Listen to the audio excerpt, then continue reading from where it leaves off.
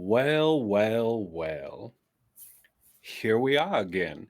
It seems we've all shown back up in New Springs, West Virginia, except for Cam, who has been signed to Rusty Quill, so is now eating lobster and caviar in a mansion.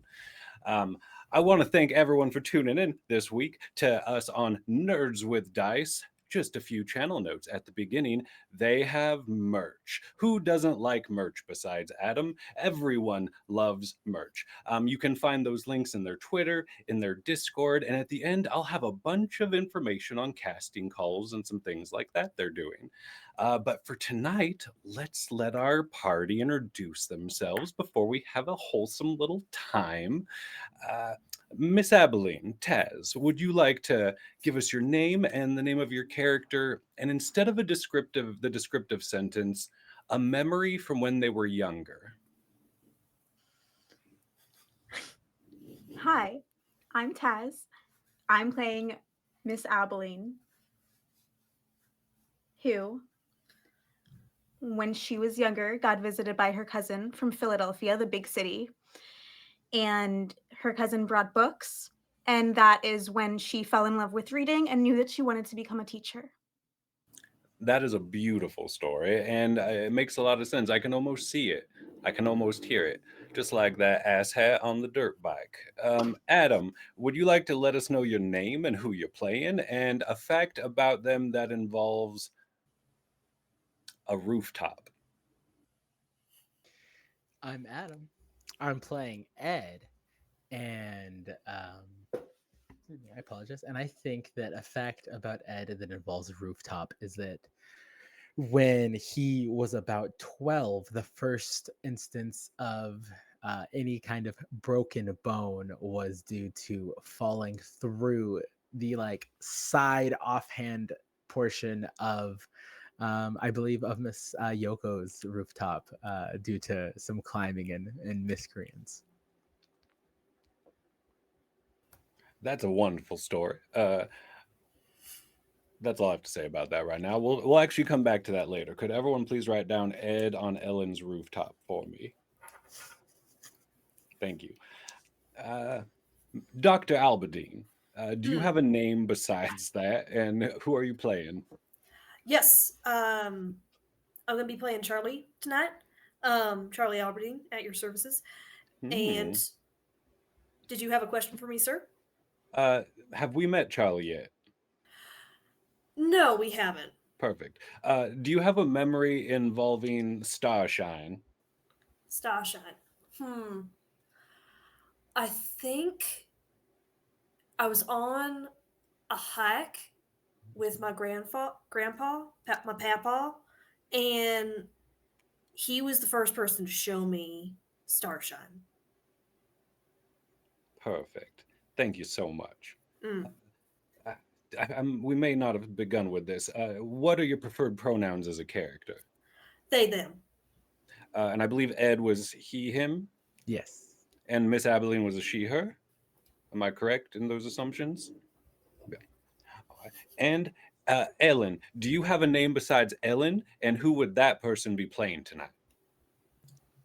Hi, my name is Ellen Yoko, she, her pronouns, and I'm being played by Kim, she, her pronouns. I think I did that right. I don't know. No, I this is started speaking. professional. This is I know. perfect. I started speaking and you could hear the doubt in my voice. So that's where we are tonight. Do you have a I question also for just me? realized that I forgot to say that I'm also Selena. Hello. Oh crap! Nah, you're just Charlie tonight. I No, am. I really I did am. great tonight with these introductions. Yes, We're Ellen, killing it. do you have a memory that involves playing a sport? Playing a sport? Oh dear. She tried once to do oh my god, I'm trying to. Would this be a sport at the time? I was gonna say wiffle ball. I don't even know if that's a sport for the time. We'll Something to say it do is. with a Stickball. stick and a ball. Yeah. She tried it, scraped her knee real bad, and decided she was not one for the sports. So There's other dreams one can have. Content warning for tonight before we tune in. Unreliable narrator, fear, possible physical harm with potential light gore, implied harm to animals in the form of hunting or fishing, but with no descriptions, Death of a loved one, possible violence, possible body horror, possible gore, dancing, blood, and definitely some profanity. So take care of your fucking self. We're also giving away a PDF copy of the Old Gods of Appalachia system because we're raising money for hurricane relief because solidarity does not know zip codes. And if yours does, you don't know what you're talking about. So we have a little code, and if you donate, you'll be entered into a drawing where you can have this beautiful system and play it with all your friends. How is everyone feeling? Has the sincerity found its place in you, or are you prepared to pretend together? We're figuring it out. Yeah. Same, Deeply. same. All right, can I get a pinky up from everyone who's ready to drink this tea? Beautiful. All right, so a little bit of this is what happened last time before we begin. Our party shared some fruit with a child. Ed decorated his hair. Dr. Albadine and Miss Abilene, the Triple A's, learned about plants and sandwiches. Ellen sat on the porch. A church collapse. Cam's dog knows how to dance, and I'm pretty sure that covers everything. It is now nighttime. Ed and Cam decided to sleep. I'm going to trip that dirt bike. Ed and Cam decided to sleep outside the collapsed church. Ellen, yes, Ellen decided to sleep in the rocking chair on the porch. The Triple A's, Miss Abilene and Dr. Albadine, have retired to the clinic and the shed on the school grounds, respectively. And you're all dreaming. You all dream. Could I get everyone to roll a D? Does everyone have a D6 in front of them? Perfect. Let's do that one.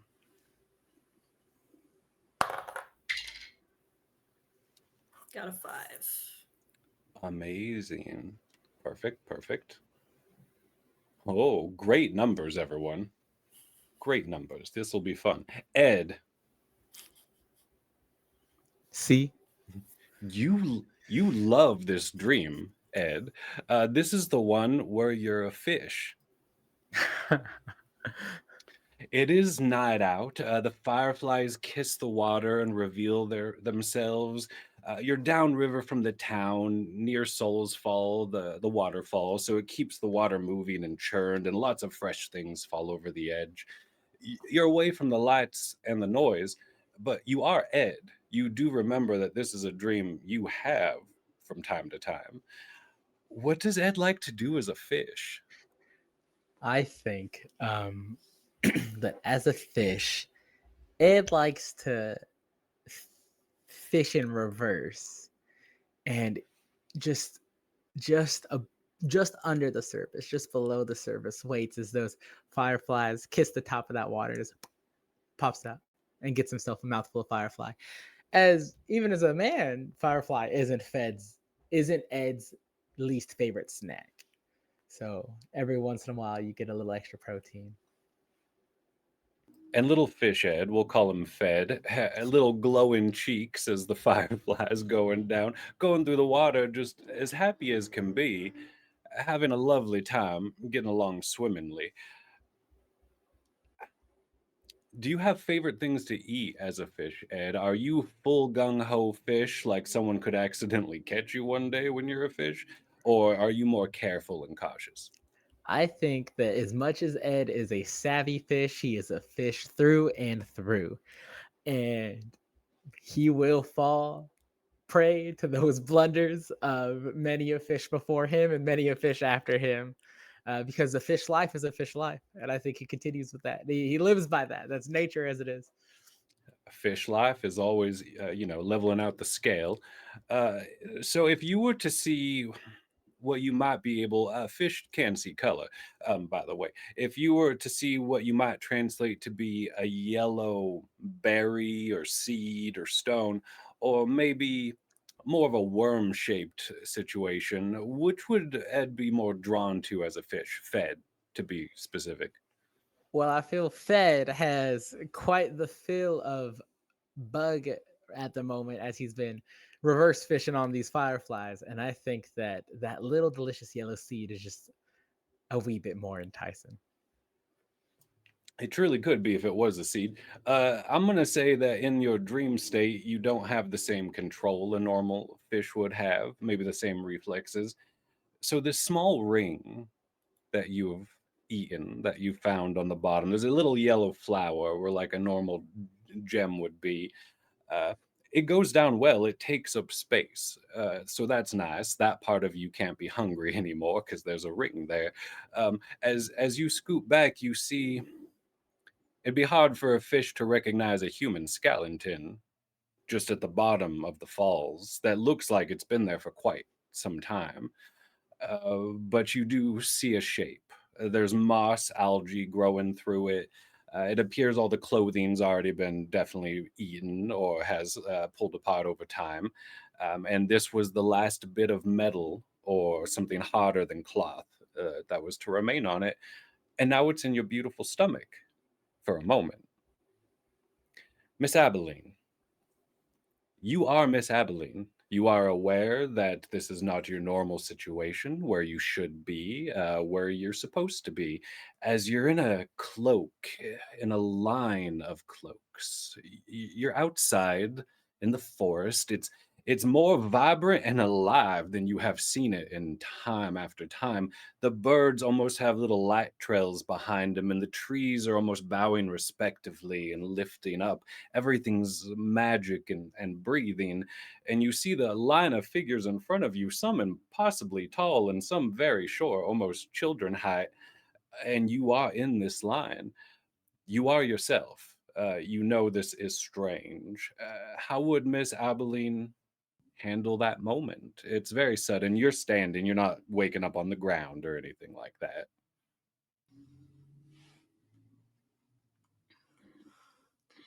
I think I look around and I'm trying to look into the hoods of these cloaks to see if any of them are the doctor.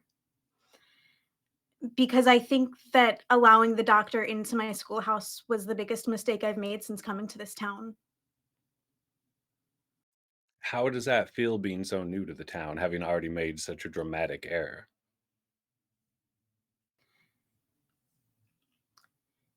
It feels like I need to let the town know, but I need to be mindful about it because this is someone who they trust. Fair. Everyone in front of you is looking forward. You see that it appears you're approaching the side of a mountain, a mine shaft, a cave, a tunnel, something of that sort is what the line is leading to. You look behind you and you do see a human figure, a man, a mask presenting man. You do not recognize him at all. He has a very pointed beard and a little bit of a kind of playful smile and like yellow hourglass eyes that just twinkle in the nightlight a little bit. And he just nods. Exciting time. An interesting time. May we all live in interesting times. What's going on here? Which part? Start smelling a little. That's a good question. What are you smelling? I'm just making sure you're supposed to be here. You smell a little, I don't know, like the town.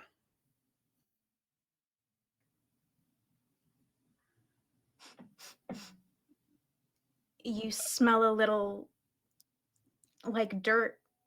It's true. He does. He does smell like dirt. Maybe not brimstone, but charcoal. Maybe like a campfire smoke, like he stood at camping type of situation. And the twinkle in his eye lets you know he's down for mischief, and he more likes the intrigue of the moment than he's gonna like rat on any situation or anything of that sort. So it's almost like a co-conspirator nod. He's like, "All right, well, let's just see how this goes then, right?" And the yellow hourglass eyes rotate. I feel like I read about you in a book. What's your name? Jesus. And behind Oh. him, you see other Oh. people in robes, and they all look fairly normal with just small little changes. Like maybe they have a couple bone bumps on their forehead. that look like they could have been horns. Maybe one day they will be, or even antlers of the sort. Some, maybe it's a skin condition that looks a little like moss and like tree markings of algae or bark. But they're the faces that greet you back are all very friendly, but with an element of mischief to them is one of the better ways I could put it. There's like a playfulness, as though the air of tonight has made everyone very excited, and there's an energy between all of them, and you just get nods as you turn. Was I brought here by the doctor? I don't know a doctor. What's the doctor? What's your name? Well, I'm Abilene Wolf. I'm the That teacher. that's your first and last name? Uh-oh.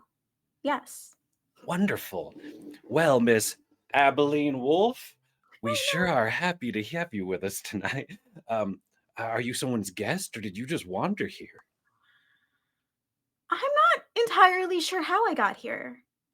I'm not entirely sure where I am.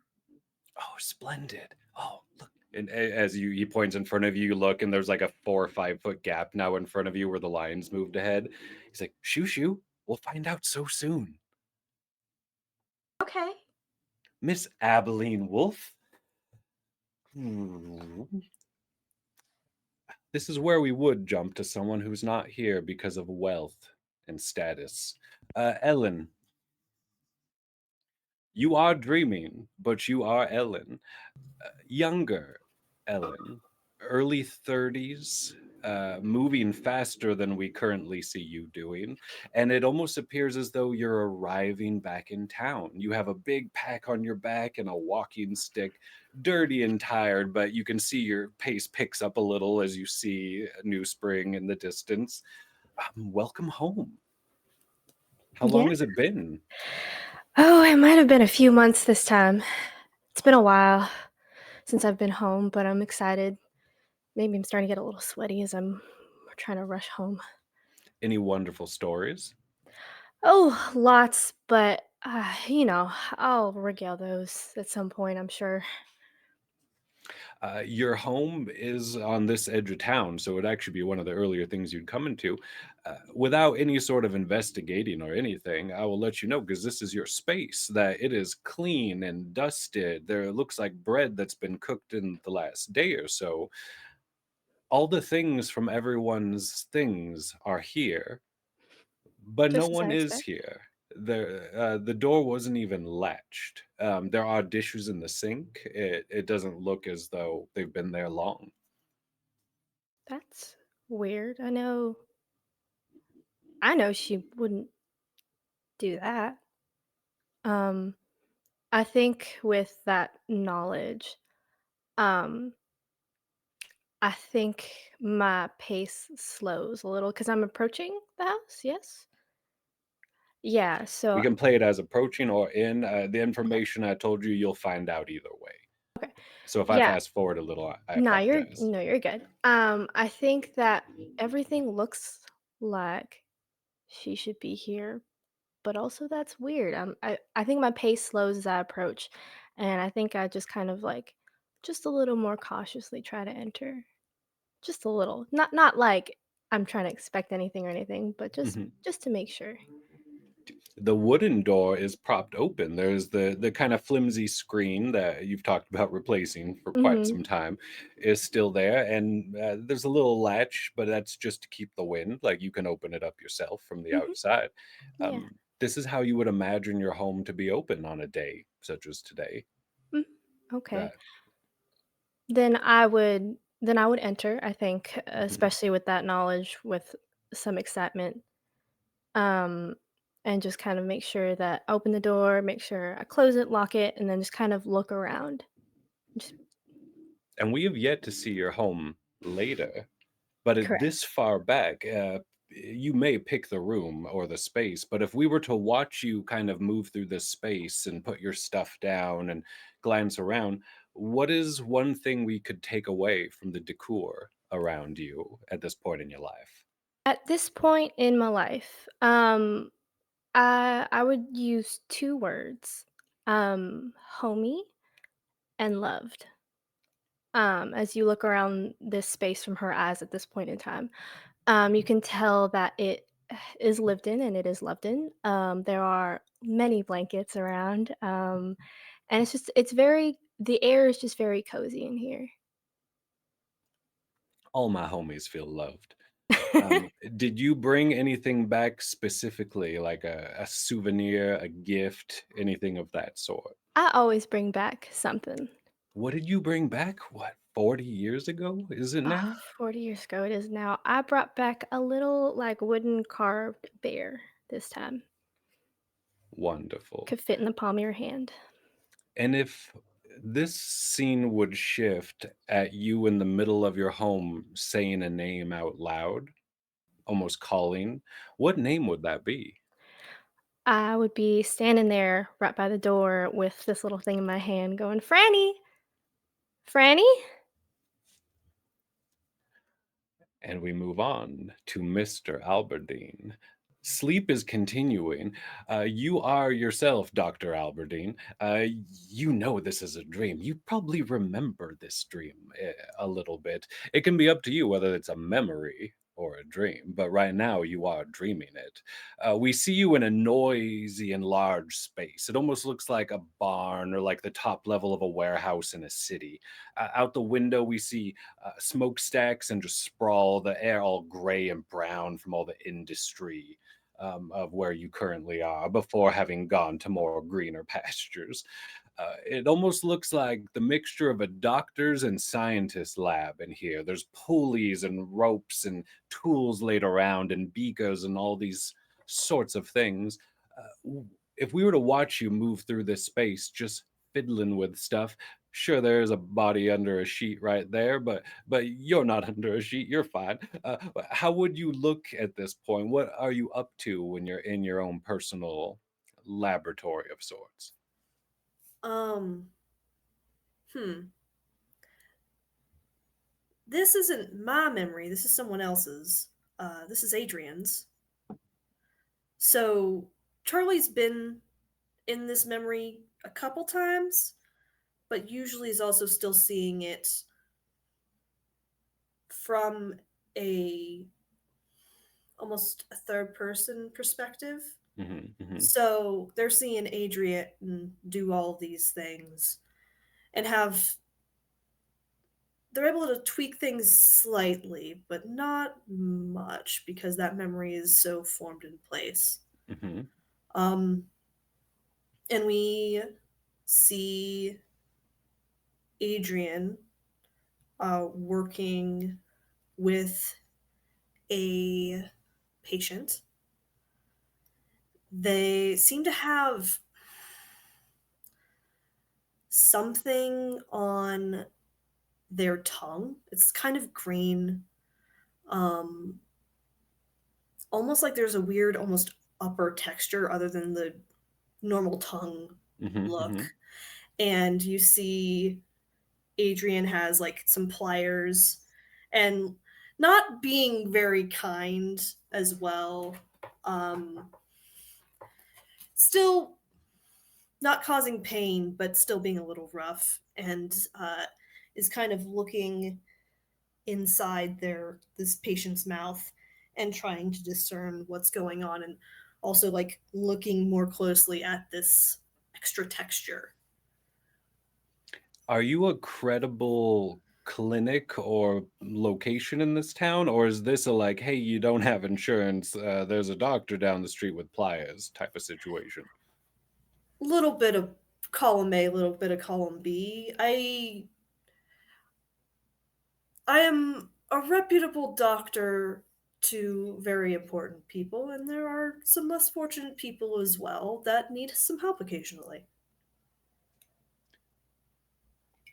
And as we see you for a moment, kind of pulling on the tongue, looking at it, trying to see exactly what's going on, things shift again. We are a fish once again.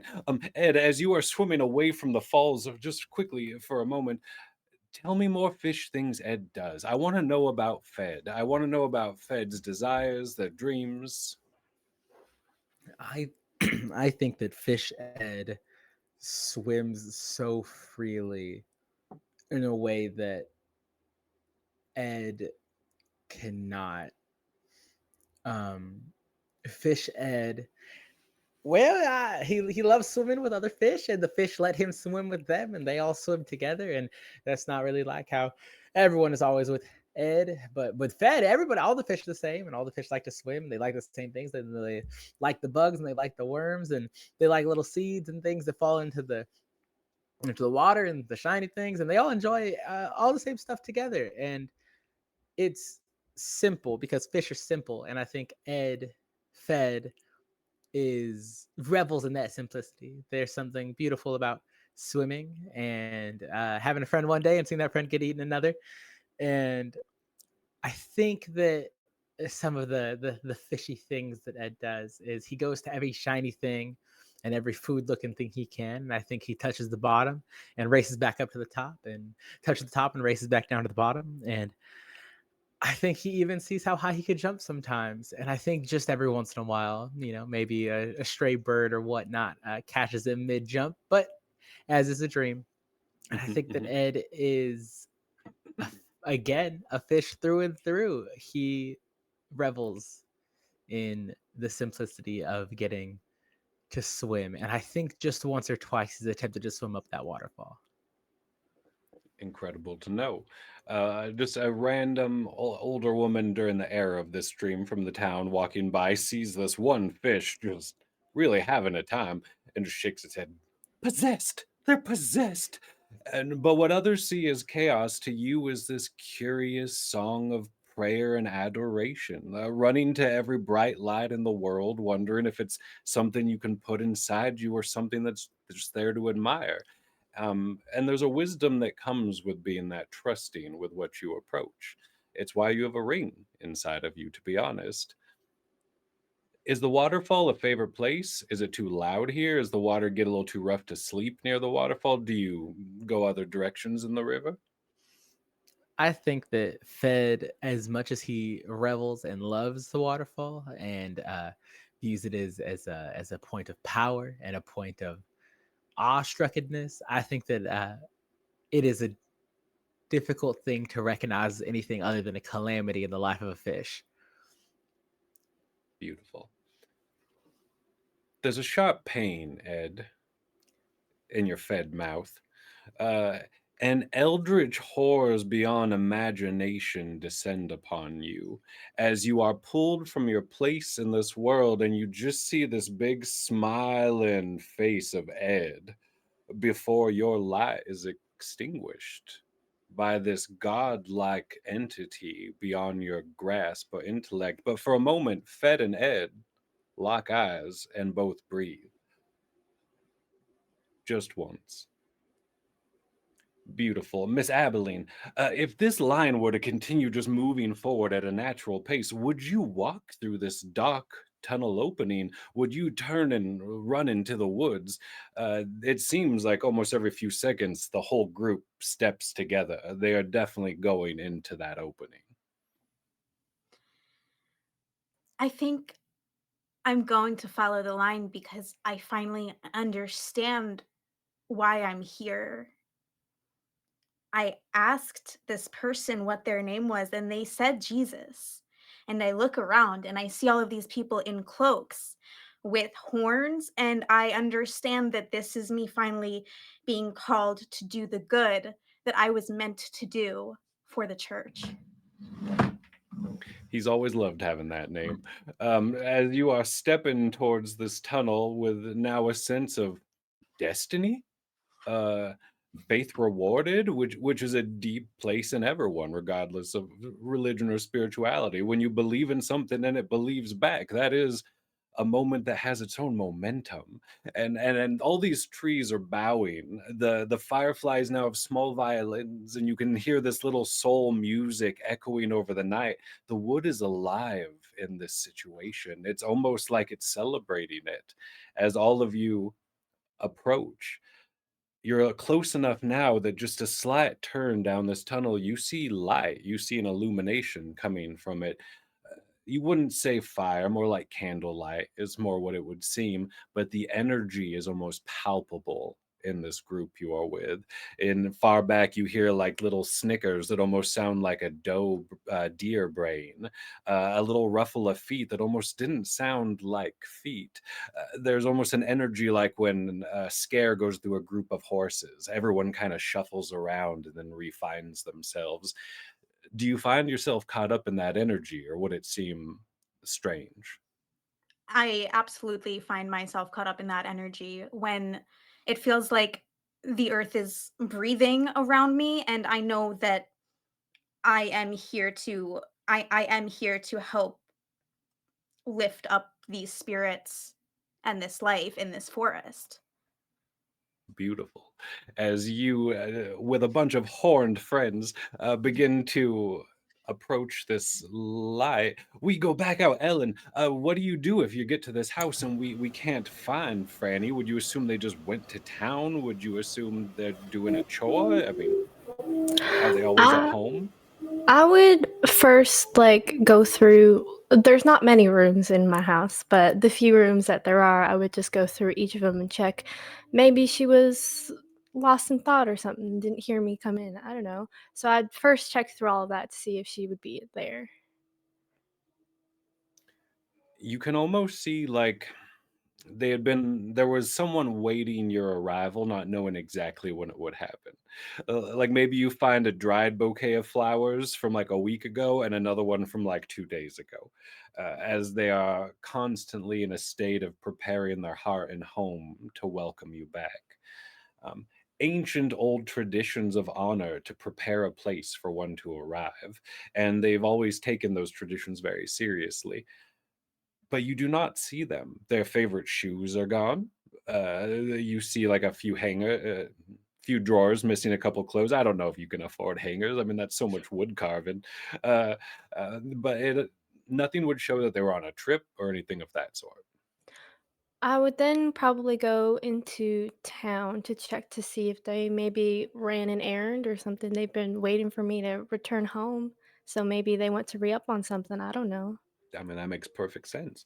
As we see younger Ellen moving through a town built bigger than our current version of it. This was before they had to start again. So we do see the church on the hill. We do see the normal kind of existing neighborhoods. It even looks like the school bricks are starting to be put together. Um, there's even a few street lights, like with high lanterns on them, laying on the ground. Like they're going to try to light the streets at night. Y'all don't even have that in your version of New Spring yet.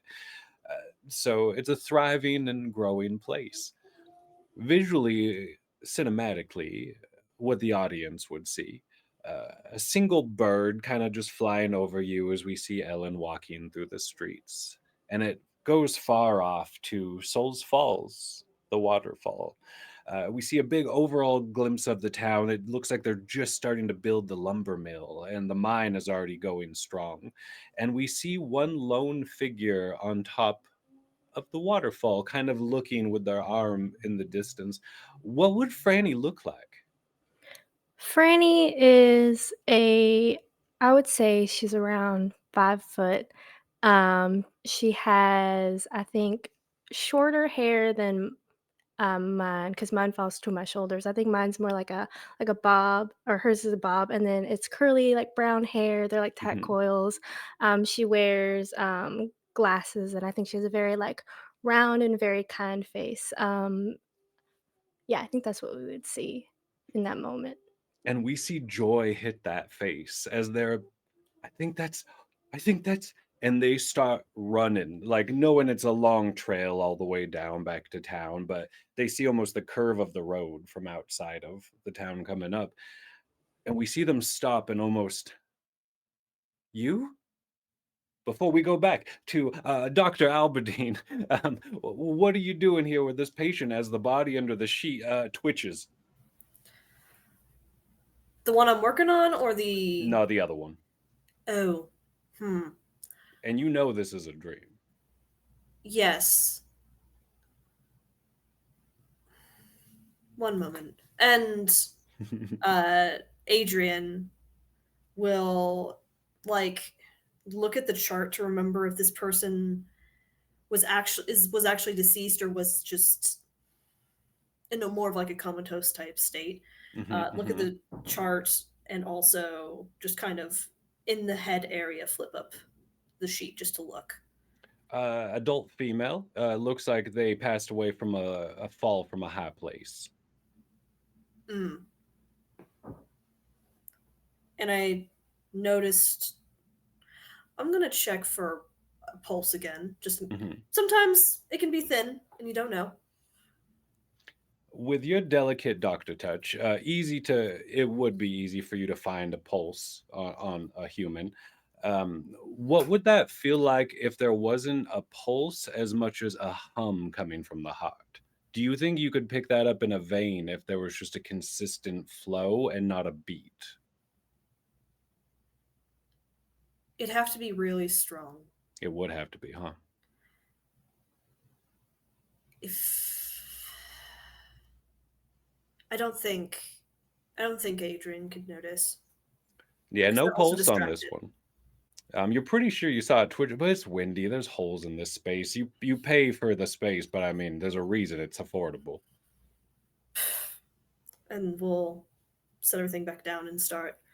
Now, tell me, how did this happen? And like discussing with the patient, and we'll go through the process. You almost like kind of as their voice starts talking, the conversation starts happening. We see Charlie's perspective again, and that kind of fades out. We don't really hear that conversation. Hmm. Hmm. It's not necessary as we just continue to watch Adrian slowly work with this person over weeks and maybe even months, and their condition continues to worsen until it gets to a point where they're not going to make it any longer, but Hmm. there's always a possibility of figuring out a cure in later term. And so we see uh, the main area, the start of the epidemic. Uh, they take this person's mossy, we figure out it's moss, Hmm. tongue out of their head and into a jar. More dawn arrives like a guest that loves you enough to be careful. Like the day after a birth or a death, all the patterns have paused for now. The church collapsed, and all the clocks are bitter and bowing to the last remaining bastion of the human heart, which is when we mourn or when we celebrate. Even the light feels soft as the first ray of grace descends on lands on Ed's cheek as he snores away outside next to the church. That first touch of light just graces him like a pixie making a wish. Ellen and Ed, the two of you are sleeping outdoors in two different places, of course. Who do you think would wake up first? With bird sounds, with sunlight, with wind noise? I'll leave it up to the two of you. The double E's. I don't think I wake up first. I I typically have fish to tend, and Mhm. I think I wake up on fishing time. I think so too. You did drink a little last night. Yeah, so maybe I wouldn't get the finest fish, but it turns out today I'm not getting any fish, as I am too far from home anyways. Hmm. Hmm. And it's not. I think in the last episode you referred to it as EM, the early morning. It's not as early as that. The sun has just come up. It's more like 5:30 probably Okay, in this okay, region at this time of yeah, year. Were you just on the ground? yes. Awesome. Any pillow or like a jacket or anything? A I rock? think I think that maybe Ed had propped himself up on like kind of a maybe it was like a piece of debris that had fallen off to the wayside that he could like rest his like shoulders on as to not fully crick his neck, but more or less nothing. And you hear the birds of the morning. They're beginning. Not much of a ruckus yet. It's that nice time, like when you go camping and no one else is awake yet, and it's just quiet and cool out. Is the best way I can remember describing it. And Ed's probably very used to this time. This is probably when you're finishing up your fishing most of the time. But you are waking up on the ground next to a collapsed building that was the first church of whatever town we're in, New Spring. Um, and your friend Cam, who was sleeping not too far away, doesn't appear to be there, but I mean, who would stay there once they woke up? Well, all right. And I'm gonna get up and start kind of putzing around and looking at the rubble. Now that I think I'm just gonna jump down in that hole. Now that there's light, I'm gonna just start climbing down. Oh, easy to get down for sure. Uh, and it's like 10 feet to a level, and then you see like a bit of a where the earth shifted and Miss Abilene had fallen. Oh no, or was it Mhm. Cam who fell? No, it was Miss Abilene who had fallen Sadly. earlier. It shifts another like 8 feet so down, and then there's just this mass wall of debris. And that's where the digging would have to happen, or where Cam thought maybe they could slip through and then decided not to yesterday. Ed could probably slip through, but might not be able to. Hello.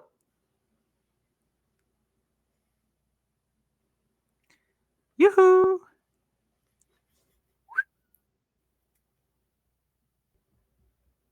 You hear a whistle. Hello.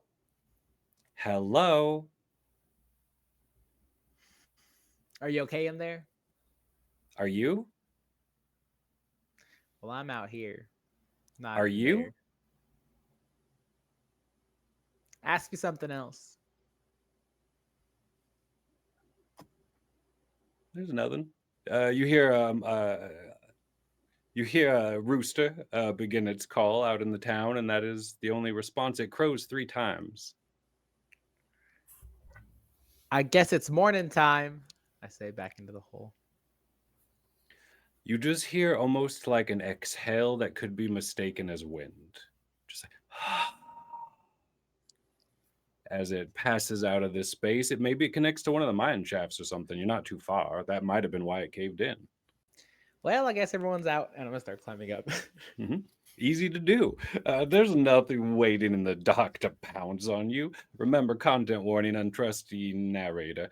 Ellen, would you wake up probably not too long after the sun hits you in your face as you're Yeah. rocking on the porch? That's probably when I'd wake up. I think you'd see Ed crawling out of the hole.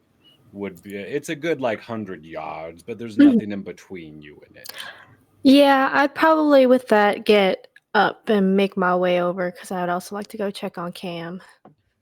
Do you get out of your rocking chair and just walk? I'll get out and just walk. I have a little like stick that I walk with, Amazing. but I'll just Um, slowly make my way over and we'll call out fast for forward Ed. the time and say you get there while Ed's still there. Okay.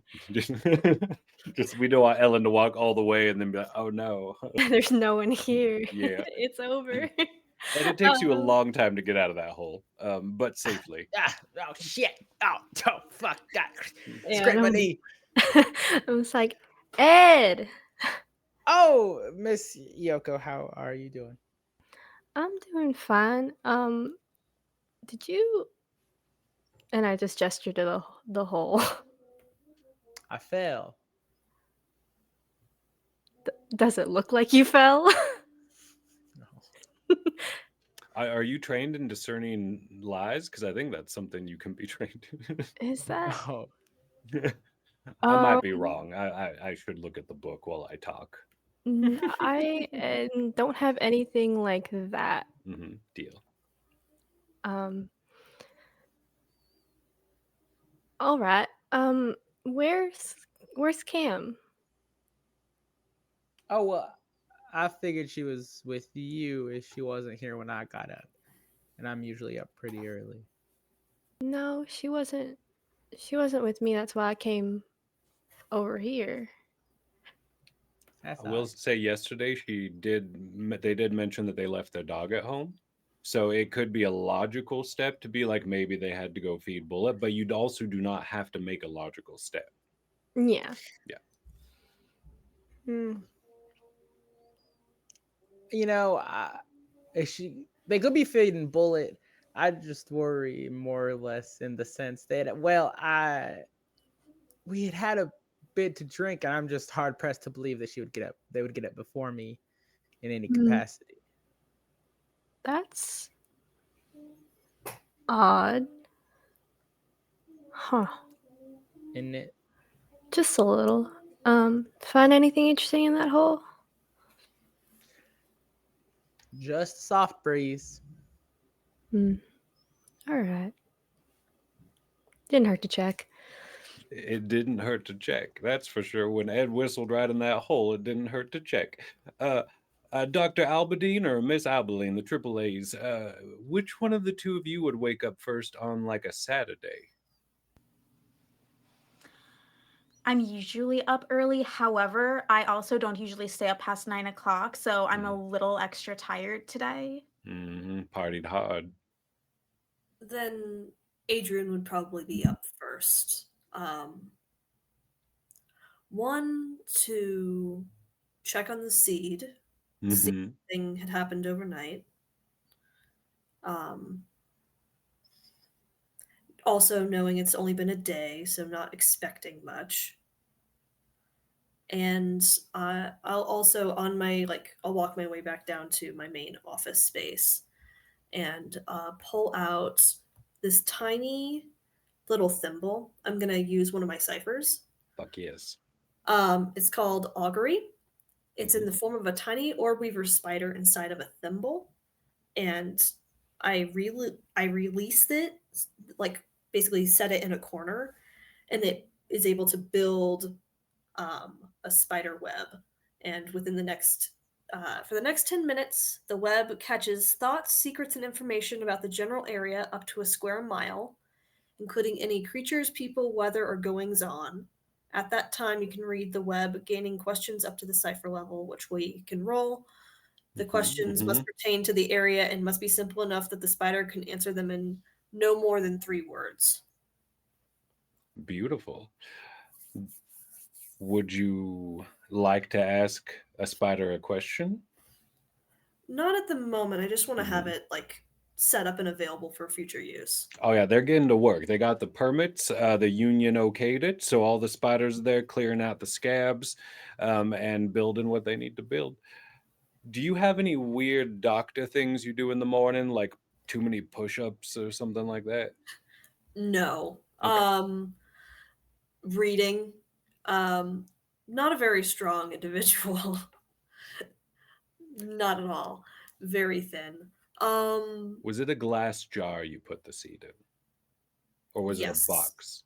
Perfect. It was a jar with dirt that I then, yeah. You see the dirt, but you also see like the root grow against the glass, almost like grass would. It's very dense and surrounds it 100%. You can still see soil between it and everything. It's not like it's so dense it's clogging itself, but it looks like a potato from like 3 weeks ago. With Hmm. the amount of growth you're already seeing in the roots, sort of like a centaur daydream, but with a little more like a negative emotion attached to it. Hmm. Well, I'm going to have to repot you already. That's great to know. Okay. And I think that immediate hyperfixation and also remembering Abeline telling them that the X was on the church.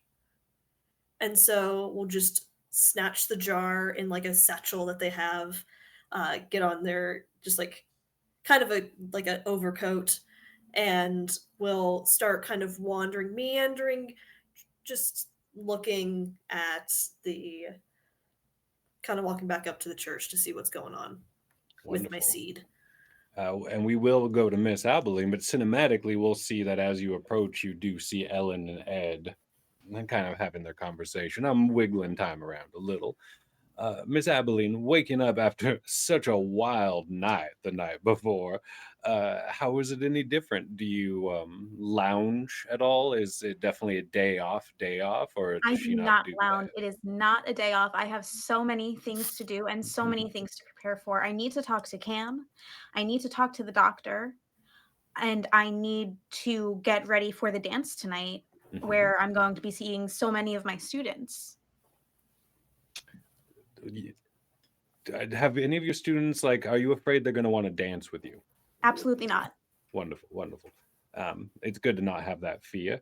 Uh, with the thoughts of the night before, and we'll even say the day leading up to it, with looking at academic things with the doctor, the church falling, how is Miss Abeline's spirit besides just I'm busy today?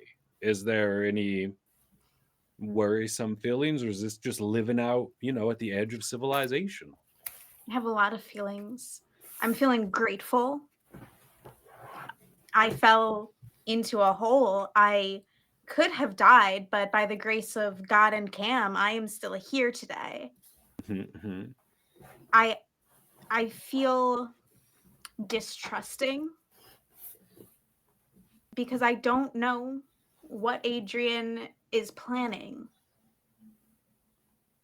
Uh, but overall, I feel faithful, as I always do. Would that be shooken at all if when you open your front door, like on your mantle, your door, yeah, the mantle, the bottom part of your door jamb, there's like a dark burgundy smear and a few pieces of bone? Would that shake your faith or like invigorate it? Like, oh, my foe has arrived.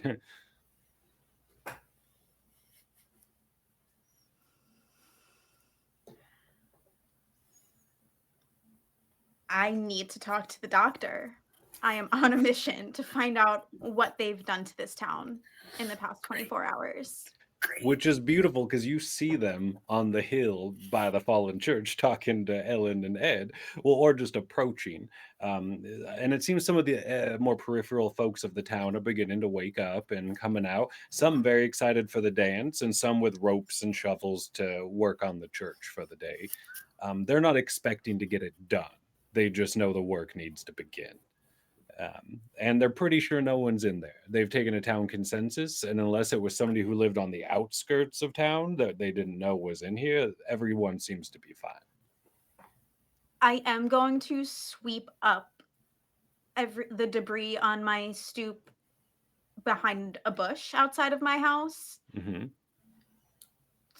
because it's ugly and I don't want my house looking like that. Mm-hmm.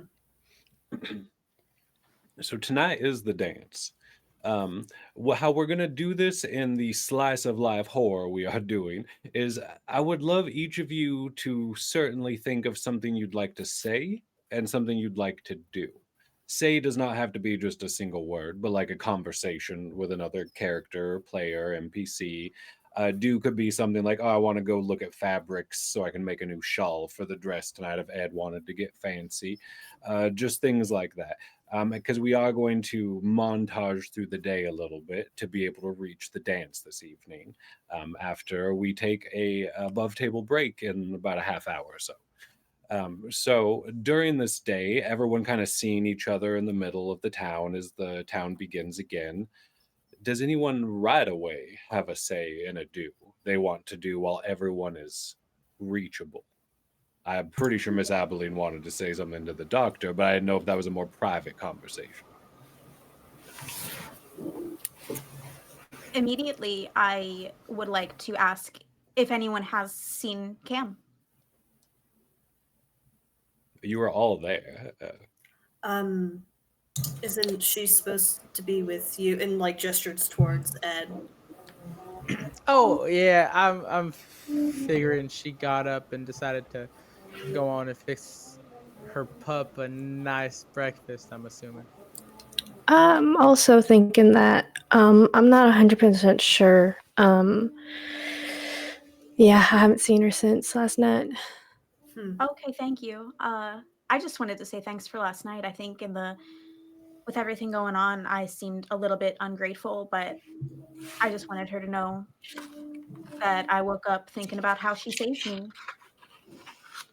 She and Ed are So if going to you the send her dance my way later, when so you she see should her. be there.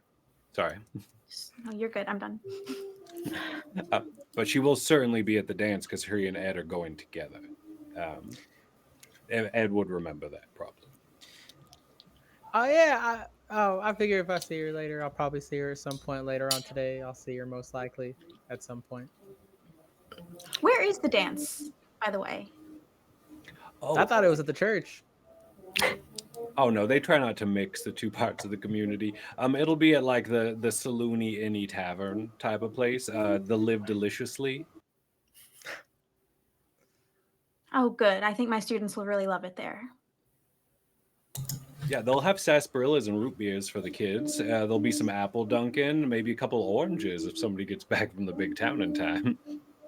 I'm bringing a bit of my moonshine for the grown folk. You're all welcome to partake. It's a great batch. So Really? I you will never be. had alcohol before, but I'd love to try it. Wow. Since we're all here, Oh man, dear. Hmm. Yes. yeah. While we're all here, and Cam is not. I need to go talk to Cam. But for right now, I have been tasked to put some things together to make sure final details are solidified for the party. Would any of you like to help me out for that? I might need half an hour to an hour, but after that I should be free. I gotta go feed. I gotta go feed in the um out by my shack and maybe check out some fish. But I did tell Cam I would help out, and so I guess by proxy I have to help you out. So I'll be. When do you need me, Miss Yoko? You're always so kind, Ed. I try my best. I have a few things to get to this morning, but I will definitely come by later and see what you need help with. Like grades? I was actually thinking that since everything happened to the church, I could hold an emergency Bible study at the school. Ah, I'm gonna start walking Would you like to away. come? Uh, I'm like mid stride away as I hear like Bible study. I'm like, I see. Is so Ed, you have to go back out towards your house at some point today to get to the moonshine? And the change, I'd maybe assume, or no? Yeah. Okay. Are you gonna wear shoes? Yes. Are the socks going to be dry? I'm gonna bring a second pair of socks to make Amazing. sure that the socks I wear are dry. So for a thing you're going to do today, would you say going out to your homestead area is a pretty priority thing? Deal. Yeah. Is that where you're going right now, fleeing Bible study, or are you going to help out Ellen with anything at the moment? I think I'll go home, change, do Hmm. what I need to do, and then come straight back after getting the moonshine because Ed doesn't have a concept of like I should only wear what I'm gonna wear at the dance for like 30 like on the way. He's gonna wear it all day until the dance. Shows up at 10 a.m. in the tux on prom day. Yes, yeah. Perfect. Deal. So we see Ed begin to sprint as Miss Abilene mentions a Bible study. Let's go, Dr. Alberdine. Did you have a action type thing you wanted to do during the day? It could be helping with the dance. It could be your own research type of issues. Yes, I. It's gonna have to happen later. My main action thing that I want to do will need to happen probably at night. Um, Beautiful. so I will have to delay on that idea now that like everybody's bustling and moving. Hmm.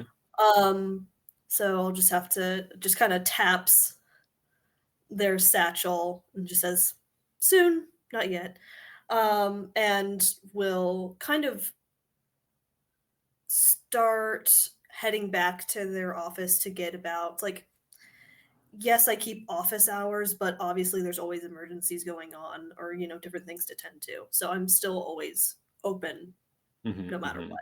Like they'll come So, and get you at any hour wherever you are. Yeah. exactly. Yeah. Adrian, can I have a word before you leave? Sure. Do How you can I think help you? do you think we could find some time to talk today? Not too long. Doesn't matter where, depending on what you're bringing with you. Um, sure. Yeah. Uh, do you want to Maybe talk your now? office? I mean, yes, you're more than I welcome to have to follow me. talk to the pastor. Okay.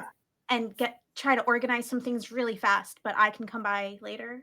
Sure, that Okay, sounds fine. wonderful. I will see you then. Would the doctor by any chance mistake that for they wanted to see them at the dance? Maybe they may think that she's trying to corner them somewhere. Like Hmm. to maybe at like to they want a private moment to ask them something, but not sure what it is. So there And is that little bit of like panic of like, oh no, what's happening? and you're an expert at that because of people being like, "Oh, it's good to see. I've got this pain," and it's always cornering you to get diagnosis and things of that Mm-hmm. sort. Mm-hmm. Um, Wonderful. Uh, so, Miss Abilene, you wanted to talk to the pastor today. Is that on like a list of things you'd like to do? I want to talk to the pastor, and then I Mhm. want to talk to Adrian. Perfect. Um, Wonderful. The pastor's name is Pastor Rickety, Joseph Rickety. Is their name. So at any point you would like to speak to Joseph Rickety, he's probably more, what day is it? Saturday? To be honest, he might be at the lumber yard seeing how much it's going to cost to rebuild the church, to be fair. But you might also find him moving debris. And he's a thick, big old farm worker, so he knows how to work with his hands, and he'd probably be out there getting just as dirty as everyone else, trying to clear the everything. Those would probably be the two places you could find him. Well, I am at the church around the debris, so I'm going to start looking there. Oh heck, there's Joseph Rickety. Just over the hill, you see him showing up with not really wheelbarrows because wheels haven't been invented yet, but a bunch of boxes and things of that sort. I'm kidding. And rope. And you see them kind of showing up like we're gonna do this for about 5 hours, and then we're gonna stop and get ready for the dance and take a nap. So a bunch of old guys that are pretending like they're gonna get a lot more done today than they actually are, but they're excited. And you see Joseph Rickety. Sorry, Pastor Rickety. Pastor Rickety, hi. Huh. Miss Abilene, the teacher, correct? Yes, thank you for I remembering know. me. Oh, I try. I do try. Well, I am just defeated looking at the church in rubbles, but I was thinking maybe we could move church session to the schoolhouse this weekend. He looks around. He's like, the church in rubbles, but I see you. Uh, I see me. Over there, I think I see Ellen. The building, not us. Oh. We could move we could move us, the church, to the schoolhouse while the building is in rubble. That is a beautiful offer, and I think we should definitely do that. We could also be in the front yard in front of your building. I've always loved that little bit of grass. Okay. Thank you My so mom much for that. found all sorts of prayer books so I can pass them out to people who come by. I have almost 30 of them. We can do that We today or we can do it tomorrow. we could probably find 30 people that know how to read if we looked real hard. I can teach them. I You know the can whole teach them. alphabet. You and Ed, the best we got for schools. I Sorry, that didn't was a know I very could worldly read. joke. But don't be Well, defeated. This is just a building. We're a part of a community here. And, it's not the first time we've had to build it, to be honest. you're right. This is the third time you've had to build it. I read about that. Yeah. I was only here for the second and third. I wasn't here for the first. But they have made a nice joke about my name being rickety and all these buildings falling down. They certainly have. Love that's, that one. that's so funny. Yeah, it's almost like I'm cursed. Oh, I wouldn't say that, not the pastor. No, certainly not. Who can curse what thou has not cursed? And he like pats your elbow like graciously. And I'm gonna go do the good work for a little while. Will you be at the dance later? Keeping an eye on the students. Absolutely. Oh, it'll be a blessing to see you. It will be a blessing to see them having so much fun. Joyful children make joyful songs. And he just jumps down the well. Okay. Bye. Oh, Pastor Rickety, he's a good one. Definitely cares more about his congregation than he knows or understands theology. He's always accidentally preaching wrong things that people are telling him later that that wasn't correct, and he's like, they seemed to like it. And Ellen, hopping around, action, thing to say. What's on your list of the potential day activities? Oh boy, that's a lot of things. I got a lot of responsibility. Um, I think first and foremost, great conversation, everybody, I guess, as they all depart and I'm left there. And everybody scattered like cockroaches. And she's Mhm. like, all right, I Mhm. thought we were all gonna maybe try to do this right now, but I guess y'all have other things to tend to. I'm gonna go by my porch where I left the flowers I asked Cam to go pick. I'll probably grab those and head my way over the inn/saloon area to make sure they have that decoration. They'll live deliciously. Yeah. Yeah. Okay. And we go through a time montage that's nothing but Ellen walking really slow and gets all the way to the flowers, then all the way to live deliciously. And oh, we missed the dance. Just kidding. Um, but it's easy to move around and do anything that you don't require a role play scene for. If you were like, oh, I'm going to buy a dress, I'm going to work in the garden, you can list as many things as you want to just fill your day. But our priority at the end will be to get to the dance.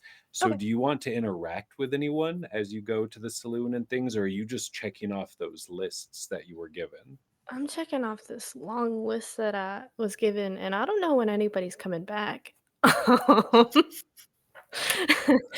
But they said they were coming back, so I'd have to assume, but I think we're starting to cut it a little close. I think while I'm at the saloon dropping the flowers off, I'll ask about the food and the drink to make sure that's all good because I know that was something on my list, and since I'm here, Mhm. might as well do that. And you see Sarah Ward. She's about like 5'1" ginger that runs this place. She will knock your teeth out in a second if you give her any sass, and she's beloved by the community, like born and raised type of deal. You might have met one of her kids yesterday. Oh, you already know them, but you see her. There's boxes, there's trays, like they're getting everything together. There's extra barrels for people to be able to dip their full mugs into versus having to pour everything. There is a lively autumn atmosphere with them putting the leaves up around the door jams and pinning like a horseshoe above the door just for good luck and good old magic and things like that. Happy to see you. Ellen, you walked all the way here. Did you leave yesterday? Sarah, honey, I made my way over. It's fine. I know there's stuff I needed to do. I have your flowers that you requested. These are perfect. Tell Cam thank you. Of course I will. I just wanted to check to see if the food and the drink are all situated here. I know that was something that needed to Mhm. make sure that got done. I mean, it looks like it should be good. I heard Ed might be bringing some of his blind water. So Okay. we'll see if people really take to that tonight. We usually don't try to serve that type of thing at like town events, but they did tell me as they were running down that road that they were going to be bringing some tonight. And I All heard right. something about some wine or something coming from the city, but I haven't seen anyone show up today. Hmm. That's the first I'm hearing about that, but Yeah, I didn't. It was the sheriff arranged it. I don't know. oh, interesting. All right. Um, okay, so that's done. Do you have any status on the music or the lanterns? Are those still need to get done? The lanterns, I know we got taken care of. I talked to Okay. Robert Barker, and I was pretty sure the whole band was going to be able to be there. They're always kind of late. We had to kind of go back and forth about what they were getting paid because the price is Mm. always right. Told Robert, but Robert Barker agreed that him and his band were going to be playing tonight, but not Okay. till dusk. All right. Good to That was a know. Price of Right joke for everybody. Okay. Uh, Um, as you're finishing up kind of this conversation cinematically, um, I'm going to let our producer know we will probably be going to a break in about 10 minutes. But cinematically, we see Ed f- not fleeing anymore, probably having given up on the running to get home. And sorry, I was trying to chat. Would someone love to add our producer for me in the Discord and let them know? Thank you, Ellen. We see Ed making their way. We see Dr. Alberdine walk into their office and a moss-covered tongue in a jar just right over your shoulder as you walk by. A familiar moss-covered tongue. Miss Abilene, we see you kind of moving just through the town in this montage of preparing for an exciting evening. The pile around the church gets smaller and bigger as we see the crowd kind of working with it during the day and pieces being pulled out. They're setting up a little rope fence around it just so nobody can fall in after dark and everything. As we get a little bit down, is there one more thing anyone really wanted to say before it's evening, like a daytime moment? Ed, I'm going to come to you in a second. If we have time, I still Yeah. wanted to talk to Adrian, but if we Mhm. don't, we can do that later. Oh, feel free go. to at least begin y'all's energy.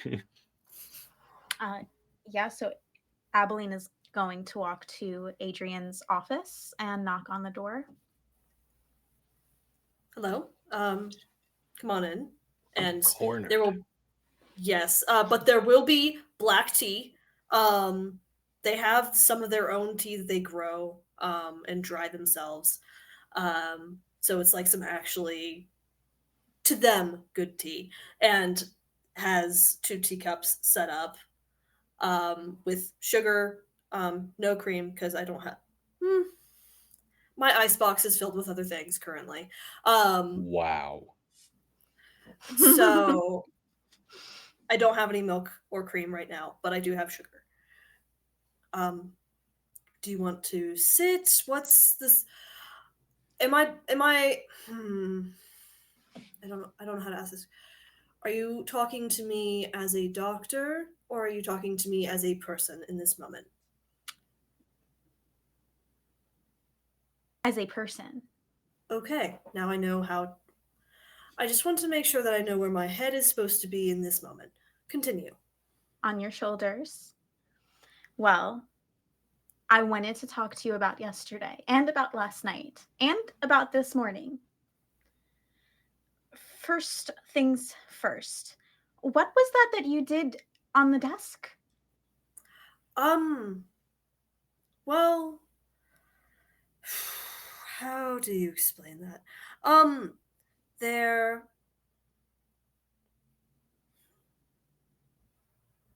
I can read things differently sometimes. It's very spotty though. Um, Usually tea is the easiest means of divining, I guess is the best way of uh, describing it. And I didn't know that that was going to happen. I didn't know that, and they'll gesture towards where the hill is supposed to be. I didn't know that was going to happen either. Like, I just did a thing and was trying to understand it. Didn't understand it very well, and then that happened in the evening. Did you think at all about what I said about the cross? Yes, I did, and that's why I was there this morning to see if anything had changed. Did anything change? Didn't, at least when I had talked to Ed and Ellen, it hadn't. How can you be a person of science but also perform witchcraft? There's. I would describe it more as a pseudoscience than a witchcraft. That's.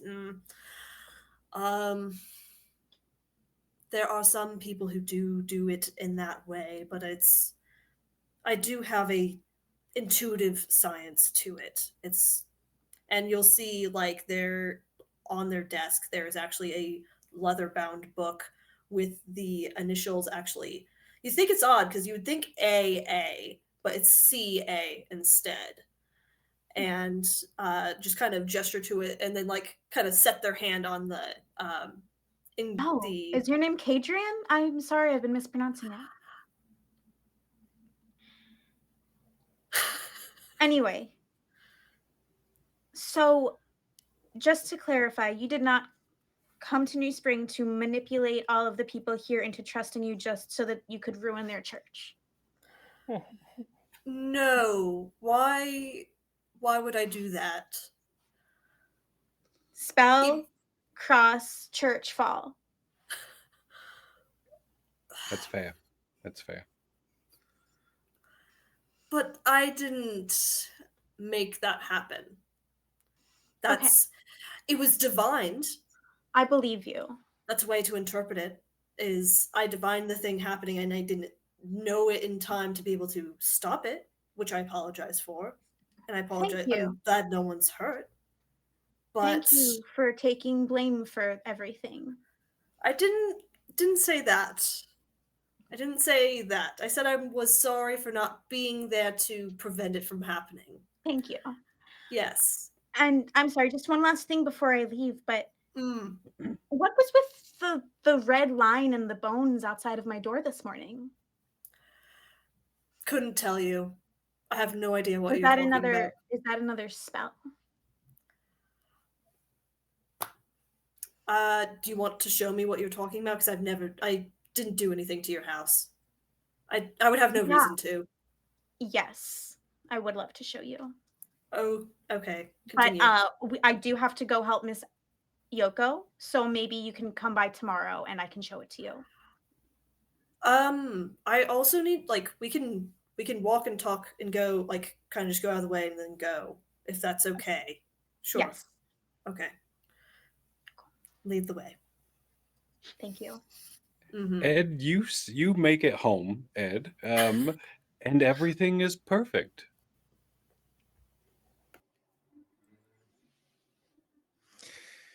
Okay. I think Ed goes in and quickly. So before he changes, I think he um, skitters down to the like edge of the river, the edge of the lake, and kind of plucks into the mud to get any like pollywug or frog or amphibian lurking just under the oh, come here, you little shits, just under the mud as he has missed fishing today. So yeah, does Ed get anything? I'm sure Ed almost always gets something. Yeah, Yesterday you made 65 cents. That was a good day. fantastic. Yeah, so he's gonna get it, and then I think cinematically, we Mhm. kind of just cut to Ed changing and being changed and in normal clothes. He catches a little frog, looks at it, and then we just cut away. Oh, you And can all give me your dance outfits after the break. I will be asking, perfect. just so you And know. he's changed. I think kind of the last bit we see of Ed at home is walking away back up the way, maybe taking a little detour to swing by um, his little stash. However, off to the side of his home, maybe no more than 10 yards, is just a small little mound of what may or may not be frogs and pollywugs as he just kind of walks. When Ed leaves things for the wood, where does he leave them? Oftentimes, Ed leaves them at the edge of where he caught it or within 10 yards of his home, as to denote these are my places and these are what I've left in my places for you. Um, and yeah, I think that's typically the practice in which he does it. Does Ed have much knowledge of magic? Even like Yeah. a vague understanding of it existing? I think Ed has a an understanding magic inability. Hmm. I think he knows the woods, and I think Mhm. he walks the woods, and he fishes, and I think he knows the nature of it and the truth of it to him. But I don't think he knows it as such words of magic.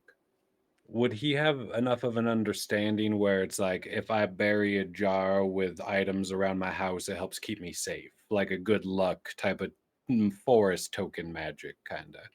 Yeah, I think Okay. that Ed undeniably believes in like the token magic, so just a token or a ward of sorts. Because I mean, those things work. We have herbs and things that we can burn to ward off Hmm. the skeeters and things of that nature, and it's all the forest itself. It's not magic. Beautiful. That's all I needed to know for now. Dear readers, we are going to be taking a momentarily break so the cast can get into their the other outfits they all planned to wear on the stream tonight for the dance. And then we are going to fast forward a bit and get to the first fall dance of the year here in this moment of upheaval for the town. Just remember, if you do donate, we are getting donations for hurricane relief. And if you donate, you'll be entered into a drawing to win the PDF of this beautiful system. So you can play this game, which does have weapons and things, just so you know, with your friends. I just don't really run combat too much because, the heart's dangerous enough. So we're going to be going to break whenever our producer takes us to break at this point, and we will be back in about 10 minutes is probably a safe estimation. I'm going to look at Discord while Adam's going to wave at everyone as a distraction to make sure. Oh, yep, there.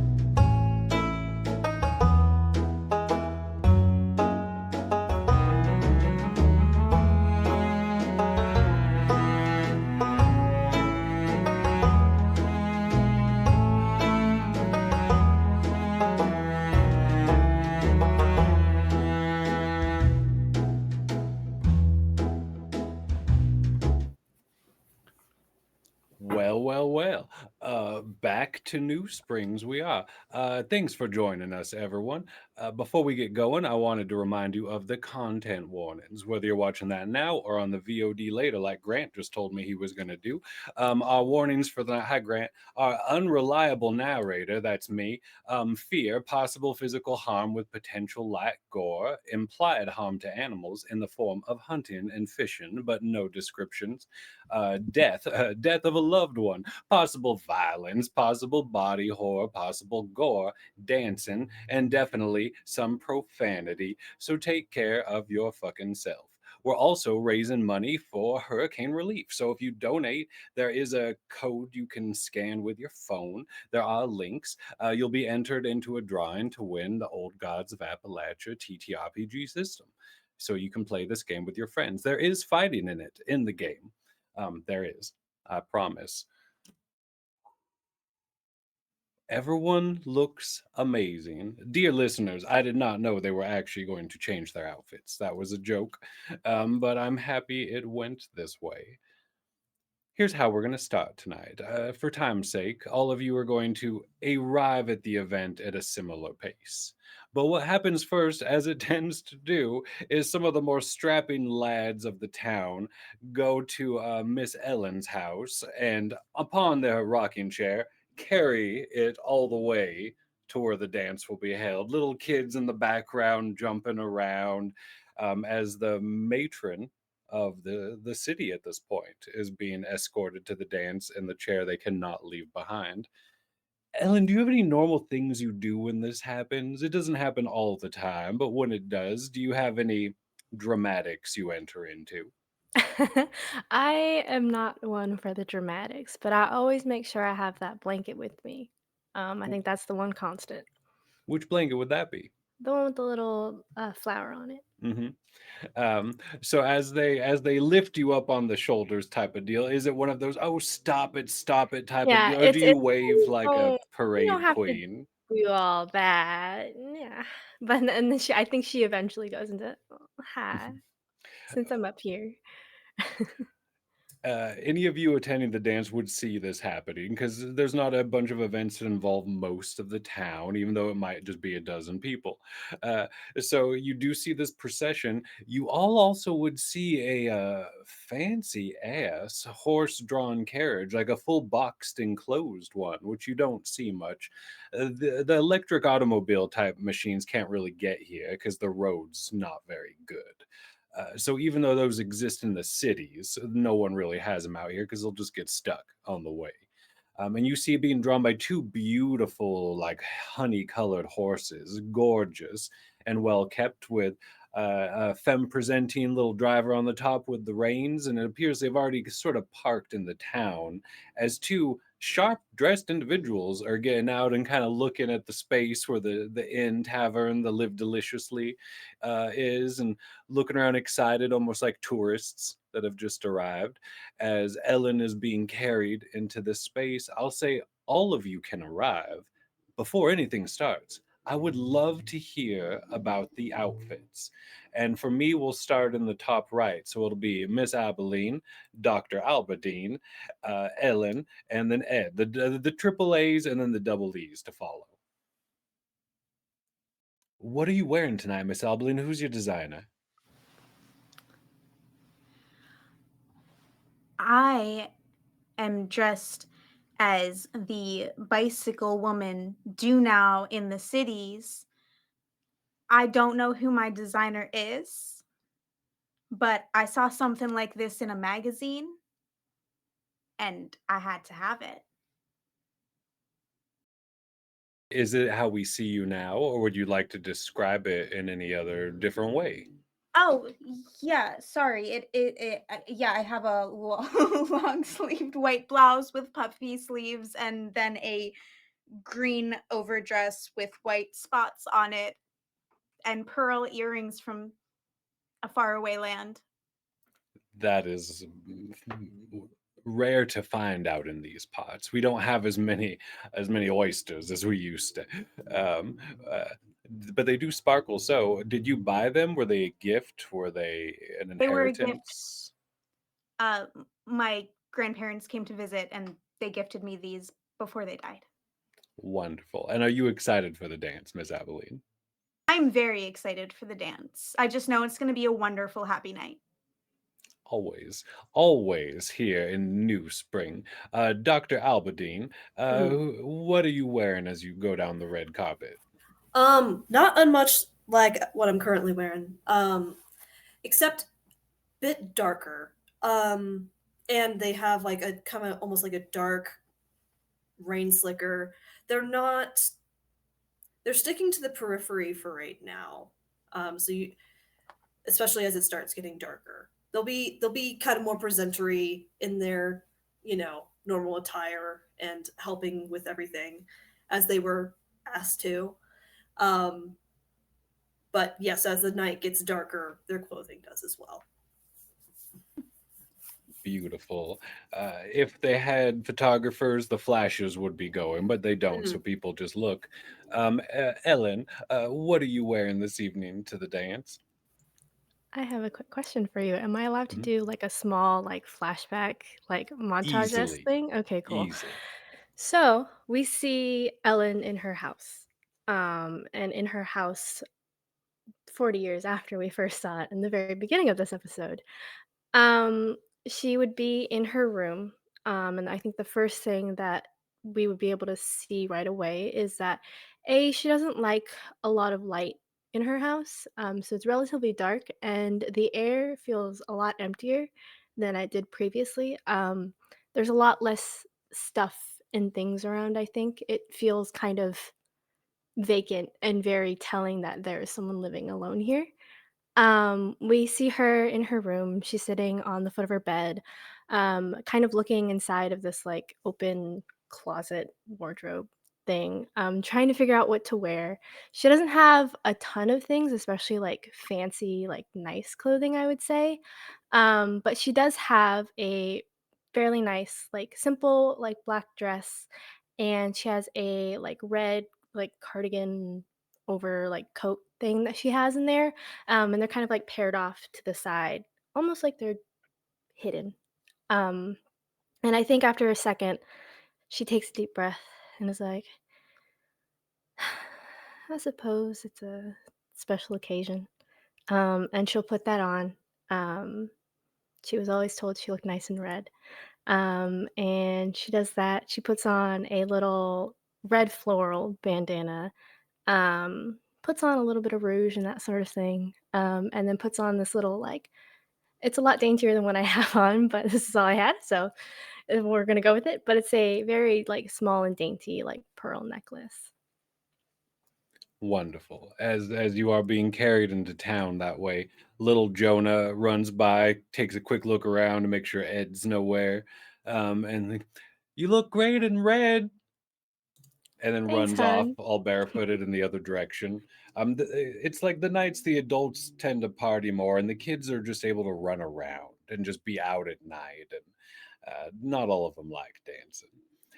Ed, tell us about this getup.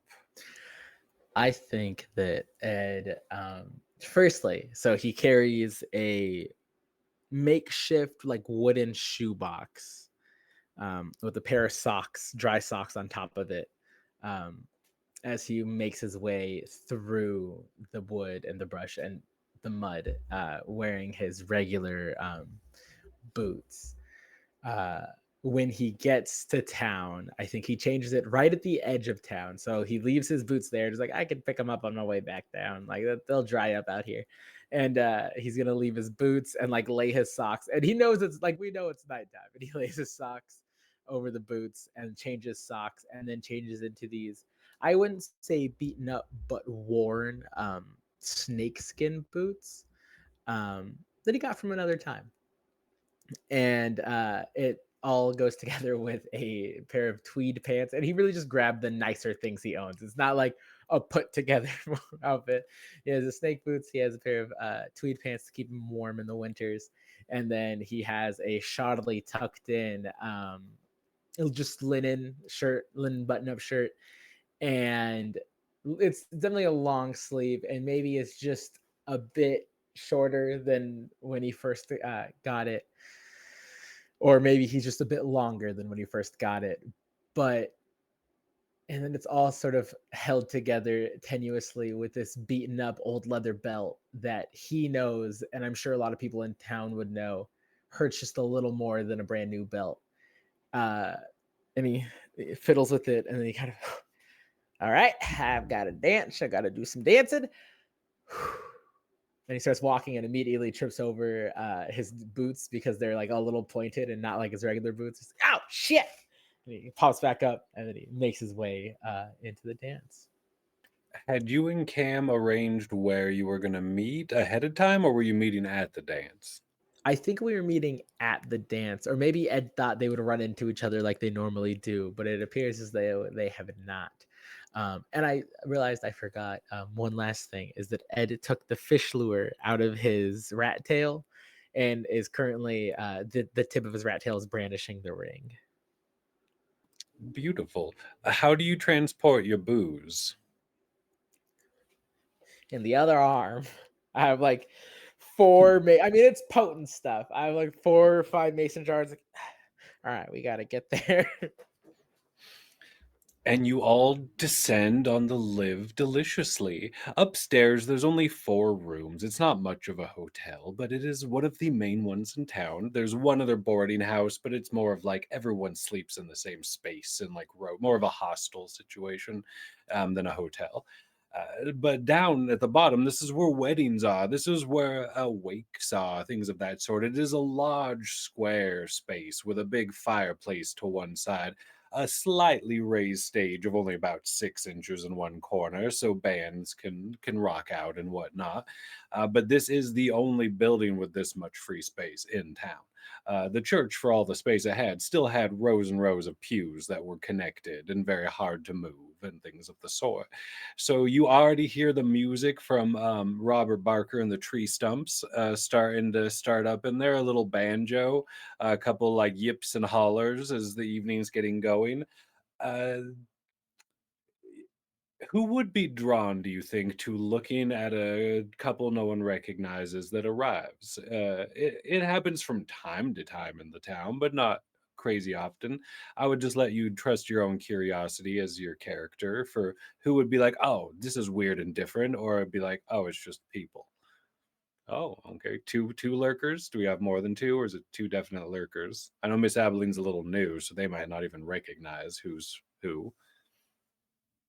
Are you lurking, Ed? Also, all right. We see all the bad kids lurking, but everyone arriving and seeing each other looking wonderfully.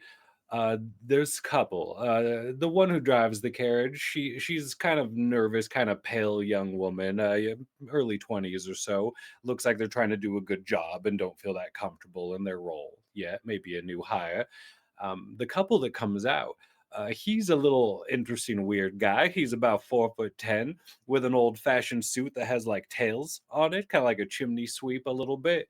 And he gets out very dramatically with his hat and looks around like he just discovered the area and instantly starts like commentating in a happy voice as he's walking around. He's, wow, look at that tree.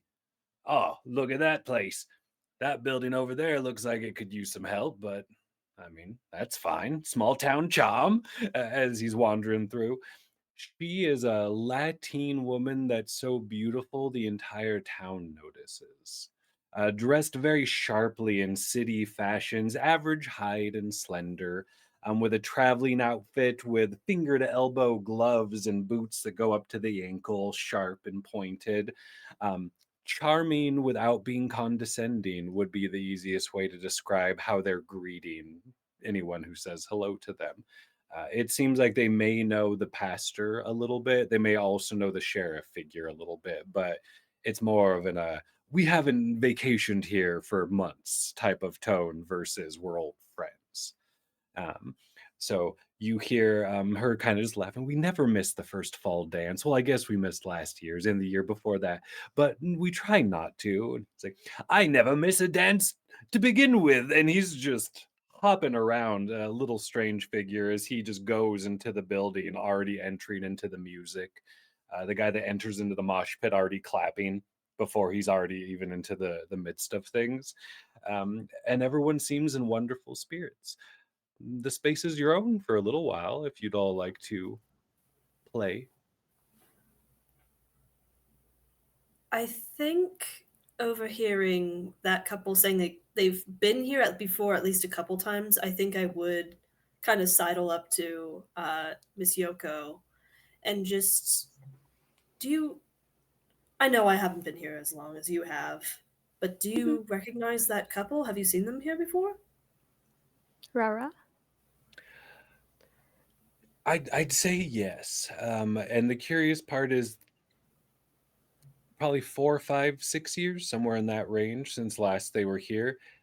Same carriage, not like they look the same, but just as sharply dressed. Like whoever they are, they've come with money. I think you'd probably more see them from your porch than interact with them while they're in Mhm. town. Um, but you've at least seen them a few times over the years Okay. for how young they seem to be. Okay. Mm, Um, I've only seen him a few times around. I think it's been a handful of years since I saw them last. So huh. Okay. yeah, Interesting. Do you think you'd know their name just from like asking around town if after seeing them, anything of that sort, Ellen? I probably would have been like that sort of nosy like neighbor thing. Mhm. Like, do you know that sharply dressed couple who rolled into town? You know, like that sort of thing. Mr. and Mrs. Bellflower. Okay, Um, he is a parabolist, a storyteller of sorts, and she is unemployed. They as though she doesn't need to work, type of unemployed. gotcha. Mm, Yeah, I think I just like relay just a little bit. Like, yeah, I guess mm, they're just a couple of parabolist storytellers. You know, that sort of folk. interesting. Okay, and they come here every once in a while. Huh. It is a special occasion after all. Yeah. Uh, you're not wrong. Did Probably you just didn't bring your watch it. jar by any chance? Um, it's not currently on me, but it is Perfect. nearby. Oh, exciting. I've stashed kind of like off to the side on the outside of the tavern in like a alleyway space the satchel that I've been carrying around all day, like waiting for a time and noticing that it wasn't going to come until tonight. Um, that I've set up. We all got a hydration check from the Kellhop. Just make sure you stay hydrated. I'm drinking coffee, so I'm actually dehydrating myself. So take that, Kelly. The music spreads out into the woods. The energy of the party is beginning. Miss Abilene, Ed, how do you enter the space while everyone's gossiping about the. Um, I think Ed enters awkwardly, just kind of like peeks in, and I think scans as he is looking for Cam. However, when he doesn't see them in this moment, I think the person who he's most familiar with is probably Miss Yoko, and so he walks over. He's like, "Oh yeah, I was going with Yoko. I take it you got carried over here and whatnot, and you made it safely and comfortably. You already know. Fantastic. I brought you a little something special." And he Oh, goes into me? the like the like lining of his belt and pants and like pulls out like a small mason jar, maybe like this big, like 2.5 shots worth of it is a it's a prickleberry. It's been soaking for a while. It has got a kick, but I think that you might like it. And well, I know you said something about flowers, and he just kind of is mumbling as he puts it in your hand and is like, "It'll warm you up when you get really cold." And have you seen Cam? Thanks, Can you, hon. can you two roll me a d20? All right. Okay. I got a 7. I got a 10. You notice the ring. Abilene, what are you doing as you arrive at this party? I'm gonna stand right by the punch table. It's wonderful spread, yes. Are you ready to live deliciously, Miss Abilene? I'm going to stand by the punch table and introduce myself to all of the parents of my students Mhm, who I'm meeting for the first time. Mhm. Uh, and it's a wide range of individuals, from humble and a little timid because their vocabulary embarrasses them, like an educated teacher, to others that are excited you're there and they long for their children to learn even more than they did. It is definitely the range of a small town, but so grateful for a teacher. Always needed. Is there And anyone little Timmy is doing specific? and little Timmy is doing so well. I say to everyone, enter name here. I mean, we've hoped. We just the last teacher just didn't really have the time to add the extra work that we knew we need, and you know, we don't even know how to read, so we weren't that much help, and we just want him to do better than we did, you know. Well, they spelled the word cat on a test the other day correctly. So if I were you, I would be so proud of them. They look so proud of them. C is Um, actually a very difficult letter to learn. I'm gonna have them that be that the first one they teach me, just to show them that I'm serious. Thank you, Miss Wonderful. Albeline. You're Um, very welcome. Are you here with anyone special? Like, I don't know, new Oh, pretty young teacher in town? I won't tell. I won't tell. oh She'll no, tell I have everyone. dedicated my life to the students and to God. Perfect. I mean, we couldn't ask for a more dedicated teacher um, when it comes to that. All right. Well, I'm gonna go dance. Thank you again. And they go dance.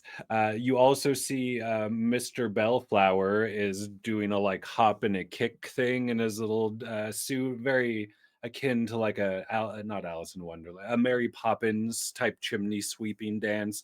Very high kicks, over exaggerated, as Mrs. Bellflower's just making conversation with the barkeep, and they seem at home here for looking so not at home here at the same time. But there is a whole range of people. If you are wanting to dance, there are people dancing. If you want to drink, there are people drinking. Who knows? Someone might even fight you if you really want to fight someone. Um, who likes to watch? Who likes to participate? I'll come back to the double E's in a moment about the ring notice in case that's important. Dr. Alberdine, Hmm. I saw your stethoscope. Oh, well, it also just kind of happens to work out that way. I'm definitely I Adrian is definitely a people watcher.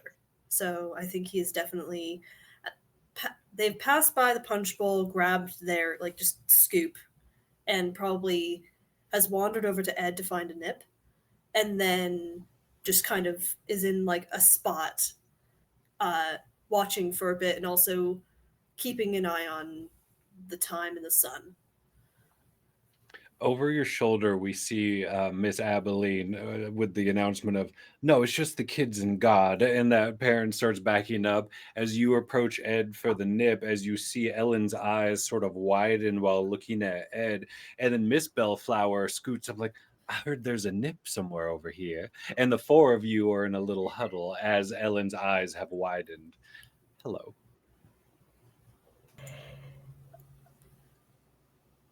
Nip. Yeah, I have. And Ed starts kind of like feeling around and pulls out another small mason jar. I hit a couple out back. I was gonna, those are for later. This one, I'm gonna be honest with you guys. It's been sitting. I forgot about it. I took a smell and it knocked me out of my ass. Who wants to take a little? And I'll it, take that one. I'll take that one. Yes. and it's Just like, and I will like actually take it from you, like just to kind of barely dash it in, because I have a feeling that you will just yeah, very heavy-handed and will pass that it was back. smart. they, Miss Bellflower holds it. Which one's the pastor? And if oh, you that point Pastor. will it out, be she'll like hide behind your shoulder type of thing.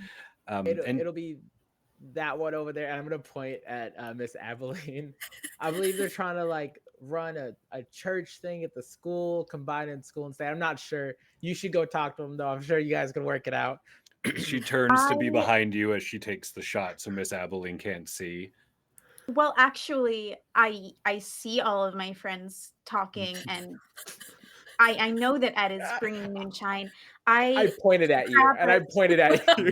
and he pointed at me, which obviously means he'd like to talk to me more, which is very exciting. I'm going to grab a small plate of fig Newtons, which I made myself and brought here, It and makes carry it time. over. I see that we're sharing all of the homemade treats that we made. I made these if you'd like to try it, and I'd love to try your beverage. Oh, God's favorite cookie, and I'm gonna get another. I'm gonna get like another jar, and I'm like, and this is for you. And I'm gonna kind of give you the whole jar and just take the plate off of your hand. Like, there you go. Drink that over the next 2 weeks. Month, Okay. month, month. And Maybe be Dr. Abilene, careful with Orders, that. month. Abilene is going to take a sip, and she's not going to take the warnings seriously. So she's going to take a big gulp of it, and suddenly her throat is burning, and And she thinks she might be dying, and she looks around and is concerned about why no one is paying attention to her, Oh as no, she she went grabs her blind. throat. I will try and gently grab the mason jar from your hand and like get it at least like if you think you're gonna start coughing and have a fit, we'll just get it away. And I was Mrs. not expecting Bellflower that to be so was spicy. paying attention to you, Miss Abilene. If you looked around, you'd notice her eyes very much on you. You look like the bike girls in the city. That's a great outfit. That's exactly. Thank you. Thank you. Of course I do. I am a bike girl from the city. Oh, that's so good. Uh, Forgive me. And they take what looks like 2 shots in like a very fluid go, and like That's not I know you're the pastor, but like it's a party. Be careful. Flattering the pastor might be seen as a wrong thing. I don't know. I mean, angels are beautiful, aren't they? Great I'm gonna shoes. grab my Thank you. my jar back from Adrian and take another sip. Smooth. Gentle. Yes. You have to let it rest on your tongue and just get to know you a little.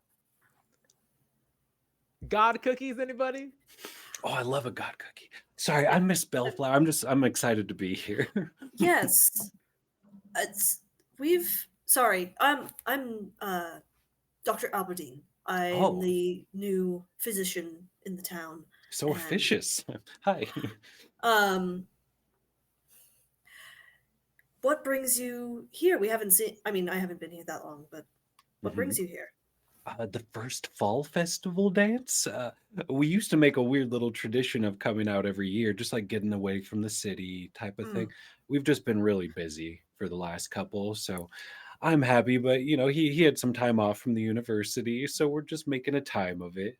Um, University. Is he professor? a little bit. He memorizes spoken histories, a lot of things that haven't been written down, and he just has a very strange memory for remembering words, and it makes it so we can travel to places like this and don't really have to stay put too much. What city are you from? Parabolist, Brooklyn. Where's that? It's kind of up north by the Canadian region. Oh. New York. Oh yeah.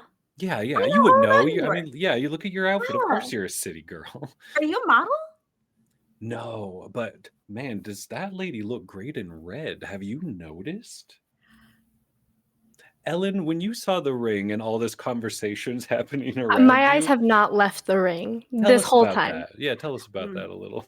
Um, I think it's that sort of thing of it's just me like off in the corner, and all of this is happening on like one screen, right? And everybody's really crowded, and you can just see me off to the side just staring daggers at this thing the entire time. Even while Ed is like moving and rummaging around to get like the jars and stuff like that, locked into this thing. Just absolute like just looking at it, like I guess sort of feeling a twinge. And she doesn't quite know what that twinge is, but a twinge, I feel like. Old buried memory. Probably hadn't even surfaced in a while. Can you remember the last time you saw this ring, Ellen? Well, it's been years, and from the last time, months, um, It was a little, ring I had gotten her from one of my travels, because she loved sunflowers, and Hmm. so I saw it in one of the cities I went to, with my troupe because we traveled a bunch, and I was like, "Oh, she's gonna love this," and I brought it home for that one time, again, months from the years, and I had given it to her as a sort of, um, promise. And now here it is on the end of a braid. On the end of Ed's braid. Yes. Would Ellen say anything, or is it a moment of processing? It's a moment of processing. It's a Hmm. moment of trying to figure out if what she's seeing is actually something she's seeing. And Robert Barker and the Tree Stumps are thumping tonight. They're really branching out and trying some new things, trying to reconnect with their roots. As the music is going out the open windows and open doors, the little kids run across the porch like playing with sticks. The dance continues. Give me some scenes. Tell me what you'd like to be at this dance. Unless Mm, anybody else has something. Doctor, doctor, Uh, go ahead. um, I think at this point, the majority of everybody's at the tavern. Hmm. Hmm. Like everyone in the I'm whole town for the most part. Yes, I'm going to sneak away and bring the seed where I believe it needs to go. Um, so I'm going to go kind of come around the back and grab my satchel and start walking up the hill towards the church. Amazing. Uh, Nothing prevents you from getting there. The ropes are Okay. up. There's no one watching it. They don't have the people for that. They're just assuming no one's going to want to go dig in a dangerous hole in the dark. Um, but not you. I just step over, pull out the satchel, grab the jar, and just with the jar in my like kind of arm, we'll just directly from the top just hop down. And from the hole that both Cam and Ed have looked into and like spoken into, Hmm. I'm going to not even investigating it very further. Just take the dirt and the seed and the mound of roots and just plug the hole. Lone moonlight over an individual appearing mad who is acting on belief unseen. History is filled with such actions. Isolated, nothing but belief and courage to back up incredibly reckless actions or incredibly safe and secure ones. Do you water it with anything, Doctor? I, it happens so quickly that Hmm. like they were expecting more steps. They were expecting something to happen as that happened. Hmm. That they've completely forgotten about water, and I think still has some of the moonshine that they were gifted, and it's Hmm. just like maybe this will do something, I don't know, and we'll just kind of like into the wall because it's a wall with the hole plugged, just Hmm. kind of splash the moonshine onto it, and we'll just kind of look up from the hole, take a deep breath, and start kind of trying to climb back out of the hole. Beautiful scene cinematically as from over your shoulder the liquid splashes across this dark surface that's just moonlight. And everyone braces and everyone waits and nothing happens. Soil takes time. Some things take a whole season, and some seasons take a whole moment. We'll find out what happens here. As you easily make your way out, it's not very difficult now that they've put the ladder. Yes, you're all dusty. Um, you would recognize it as a seagull feather because you've been around, but it is a very strange thing that now floats from just above down and just rests right in front of you. You could even grab it out of the air if you wanted, or it would Uh, just I touch the ground. will. I'll actually like kind of get my hand to a spot where it'll just land perfectly into my palm, and Ev- Every part of you that's a witch knows that this is useful for something. mm, and we'll just actually tuck it into like a breast pocket kind of situation in there. Get up. It looks wonderful. Mm. Back at the party, Ellen, have you composed yourself? Ed, do you dance? Albeline, are you dancing, or are you all in this group talking still with these people? I think Ed is trying to see if he can get the new teacher drunk enough to dance with him, mainly because he was able to get the old teacher incredibly drunk. And so is he, listen, he brought moonshine for a reason. He thinks it's funny when the regular townsfolk get really drunk and they're new. So it's time. It's like reality TV. It's all you got. Yeah. There's no internet. There's none. Yeah, yeah. Funny enough, once she realized that the beautiful model from New York who thought she was a bicyclist was drinking, she also wanted to keep drinking, and so she did. She probably drank probably a quarter of that moonshine by now. And she is feeling wavy. I've never really seen any other teacher drink as much as you. You must be blessed. I don't know what it is, a touch of God or something, but you look like you can drink even more. Really. I I don't know. It still burns a little bit. Oh, I think that was the cookies. You should go get something better. Hold on. And I like feel around, and then I pull out like a small piece of like dried like small fish, and I'm like, this will just get rid of the flavor entirely. Then you'll just taste salt and fish if you take a bite of this. I don't It's know if I true. like It's like a salted fish. chaser. She That gets wasn't it. rah rah. Yeah, that was Mrs. Bellflower. She gets it. My booze is empty. Uh, Oh, I have a second Yeah, fish here, you and take more.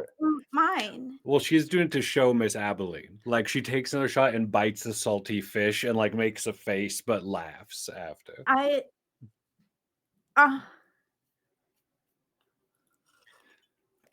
Be careful though. I mean, there's students here. all my students should be in bed by now. Yeah, how quick did this happen? Actually, by the time you showed up, to like how quick would Miss Abilene be in this state? If it was like it just is this like 20 minutes in, or are we talking like an hour in? I was thinking it's probably like 30-ish, like a half hour later I had Some people drank. are still showing up, and Miss Abilene is celebrating their arrival in town. Mrs. Bellflower looks to all of you like, so, like, tell me about you. Like, are you all family? Um, are you two like here together? Pointing to Ed and Miss Abilene. Um, Why, yes, we are cousins and we are here together. It's the story, but not, and he's gonna hand Abilene another drink. I never met him at any of my reunions. And that's Family's how it magical happened. that way. Yeah, you can just be out here in the middle of nowhere and run into people you're connected to. And I think Yeah. that's real special. What Am about I you and connected to you? I don't know. We can wait and see. Ed leaves? Ed like disappears from the minute. I was like, oh, he just disappears from flag the Ed down. situation. Boom. Oh, I miss Yoko. How's it going? I'm sorry, I got the teacher drunk. What? What's going on over there? That tall lady Mm-hmm. thinks that me and the teacher are loving cousins. And also, they're both getting very drunk. And Are I you, can't imagine something unfunny's gonna happen soon. are you sure that wasn't just the moonshine talking? What? Never mind. I had a question for you. I hope I have an answer. Actually, 2 questions. Oh, I might not have two answers. Sorry, I'm making you think a little more. You Um, know, First off, have you seen Cam anywhere? you know, I was starting to get a little worse. It's only been 30 minutes or something like that. But I just felt like, she'd be here by now. I'm a little bummed out. I thought we were gonna dance. I think I agreed to a dance or something. I don't know. I just thought I was gonna help out or something. I'm not really sure what I thought. It's it happens. No, I was a little worried. I figured you'd know. I maybe give it an hour and then I might go check out at her place Yeah, if you'd that's want me what. to. Um, would you be alright if I come with you? I always taught Cam buddy systems the best, and well, maybe it didn't take entirely, but You see, he's like, yeah, of course. I'll go ahead and just carry you down yonder. Yeah, it'll be fine. it'll be fine. It'll be fine. Um, Second question. Yes. Um, that ring on the end of your I'm not on wearing any your ring. on your braid. Oh, yes. Where'd you find that? Well, everything's fish food, I believe a fish had it. That's where I find all my treasure. Huh. You okay? You look like you heard a whistle or something. No, I'm fine. Just Do you odd. want the ring? You you noticed? No one else noticed it. I was hoping more people would notice it. I was hoping Cam would notice it, but you noticed it. Would you like the ring? No, just Okay. had some questions. Yeah. So in about 25 minutes, you want to head out in the dark into the woods? Yes. Thank you Fantastic. for the invite. Well, Need it was, that. it was your plan. Mhm. Miss Ellen, how is your heart right now? Confused, overwhelmed. Hmm. Um, I think that's the place it's at right now. Has it aired in a side of hope or a side of information, or is it just being impacted by this existence of this ring? It's like when a compass doesn't know which way to go and it's just spinning. That's where we're at right now. Wonderful. Readers behind the scenes, Kim and Adam, as I announced last week, are going to be gone next week. So, hence Adam making hilarious jokes about walking in the woods in 25 minutes. Um, I'm trying to get us tidied as a way of an outro soon. The dance will montage a bit of time. There is dancing, there is celebrating. Some kids are off sent to bed as a little more time progresses. Miss Abilene, do you continue to intake at this pace? Or is there a point where you're like, oh shit, oh shoot, I must go sit down and drink some water? Does Miss Bellflower continue to talk to me? Definitely. She is very engaging and extremely warm. Yeah, I think I'm going to do my best to match her. Perfect. Um, Perfect. I'm trying to remember what the version of like a constitution type save is in this system, is what that stall is right there. Uh, Body. yeah, probably body. But we're going to start off kind of small. Just roll me above a 9. Do I add Unless, anything to that? if you have an edge in body, or if you have like, oh, I'm trained in alcoholism. By the Uh, way, content warning alcohol. I should have thrown that on at the beginning. It's a dance. My bad. well, I'm just gonna roll because I'm impaired anyway. I got a 16.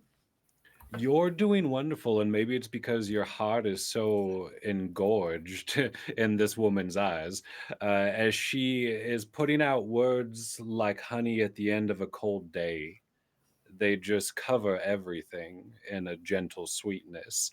It's almost like one of those scenes where the whole dance is moving fast around the two of you, and you are calm and still in the middle.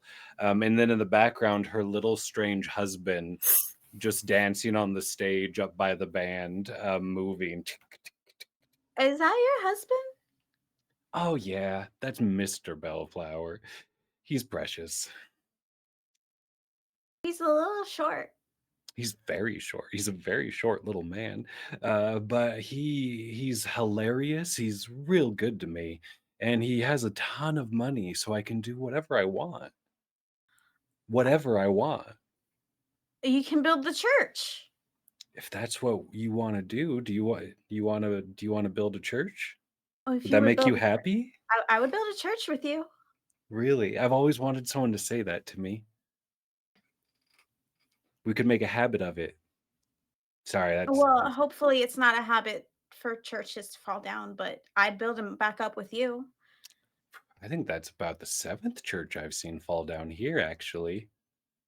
But you'll forget that tomorrow. Could I have an intelligence roll, please?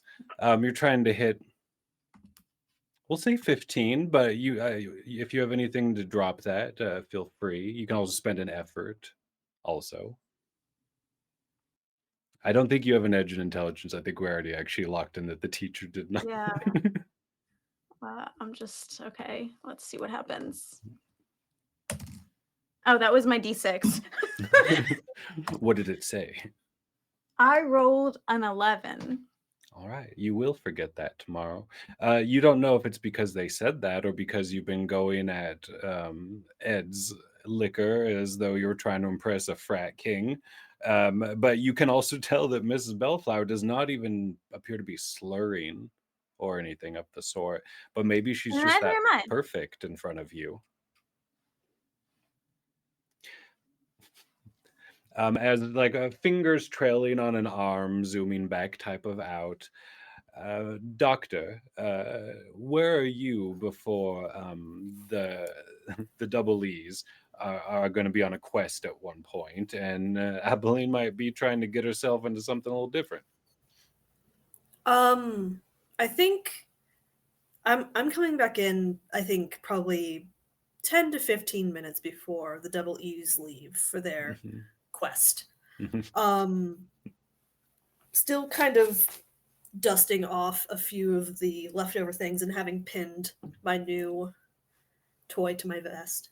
Um, Continuing to watch, but also noticing this interaction with our school teacher and this woman who also comes here very weirdly and infrequently.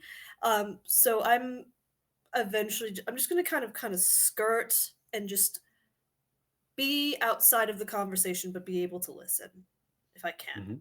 I think that'd be pretty easy in the environment. I mean, especially with there being tables and seating kind of near each other. Mhm. You do hear Miss Bellflower be like, "So that's your cousin?" But it appears like she's just kind of being charming, and I'd say flirtatious would be an easy translation of her attitude, but that might just be how she is. Mm. Also, I do think I am going to at least pass at least once while this conversation is happening and get Abeline some water. Wonderful. Just Um, because, like, seeing how much of the mason jar is gone now. Just being like, oh, this is bad, and procure s- water so our school uh, teacher isn't destroyed Sunday morning. Narratively, without any mechanics attached, Abilene, do you think in this moment of rapture and thirst, would you notice the doctor giving you water? I think I think because I've been so entranced by Miss Bellflower that when Adrian comes up to me, it really throws off my entire equilibrium. And suddenly I am in the middle of a dance and there's people around and there's music playing and I see the parents of my students and I look at Adrian and I grab the water and then I drop the water and then there's water all over my dress. And people looking. And me. Well, Had to get some of that off, I suppose. We'll pick it up and uh immediately like kind of tap your shoulder gently. Take a seat, possibly. Okay. Miss Bellflower, that might be preferable for our lovely school Oh, teacher. sure thing. You just Thank wandered you. over here and broke the spell, didn't you? I think hearing that will Mhm. zero in for a second and just kind of a look. And She's if she, beautiful. yes, if she is willing, we'll just telepathically link to her really quickly, uh, and using inside voice and just say, Mhm. "What is your intention here?" You hear back, different voice, different accent. Same thing it's always been. What about you, witch? And she just kind of gives you a little wink while like taking a drink of the whatever Ed has named this one. Mm, Cinematically, my friends, we'll come back to your response. This is all happening while we also see Ed and Ellen behind the group, kind of maybe getting their coats, or Ed wondering if he has to pick up the rocking chair and carry it. And little Mr. Bellflower, we see on the stage with some of the kids, like nearby, and he's like, "You want to hear a story?" And they're like, "Yes." He's like, "It's a scary one." And they're like, "Yes." He's like, "Let me tell you about the man with no skin." And they're like, "Ah." And as our camera moves with Ellen and Ed walking out, is once upon a time, there was an old man that lived in these very woods. And the kids are like, "No." And Mrs. Bellflower looks over and smiles as you're kind of trying to get water to Miss Abilene. He's like, "And he would walk through this place, and the sun would hurt because it showed on his heart and his muscles." And the kids would be like, "Oh no, how could he live?" He's like, "And he tried to eat, but food and water hurt his lips because it was just flesh. There was no skin." And the children scream, one faints. He's like, "And you know what was the worst part of being the skinless man?" And they're like, "What?" And he's like, "Can you even imagine what it feels like to run?" And we outside watch Ellen and Ed moving down this road towards Cam's house. You can hear a dog like at a door the closer you get. Maybe they've been cooped up all day long. Down the road further, where Ed's domicile is, we see a bright orange light. Back at the dance, Dr. Albadine, Miss Abilene, how late would your night go? I'm continuously getting her water, especially because I know it's Saturday. I know that she has plans the Tomorrow. next morning. Yeah, yeah. I don't.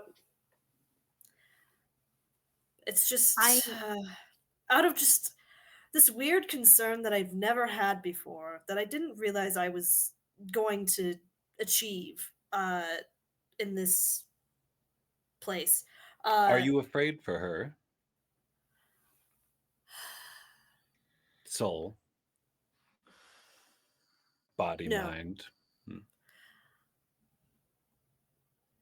Body, just because of the way the Bellflowers have been interacting and just the predatory nature of Mrs. Bellflower seems a little uh and I She's think used to people thinking that about her because she's a strong woman that knows what she wants. and I think they'll continue the conversation very quickly and just say, "I was drawn here. I don't know why, but I was. Is this something to do with you?" Kind of looks at Miss Abilene, who maybe is just kind of wobbling, Mm, like basically making sure, seeing how watched they're being. mm, And they just reach up. "Wow, is that a scar you have?" And like kind of touch your temple if you would let mm, them. yeah. Bird's eye view. You see the town from above, the forest. You see no bright orange light over where Ed lives. But as we zoom in closer, you see small feet bare feet in the dirt, running up to the house, and you hear whispering, I know everything about fire laws. I know exactly what I need to do. Push me at my uncle's funeral. And then we go back to the dance, and she takes a hand off. She's like, there's things happening that have nothing to do with me right now. It looks like that boy's gonna burn something. Is it which house was that from that bird's eye view? Because I should know pretty well You where would things are. assume the river, and you know Ed lives on the river, so it might be a Hmm. guesstimate of that. Other people Hmm. live out there too. But also, okay, putting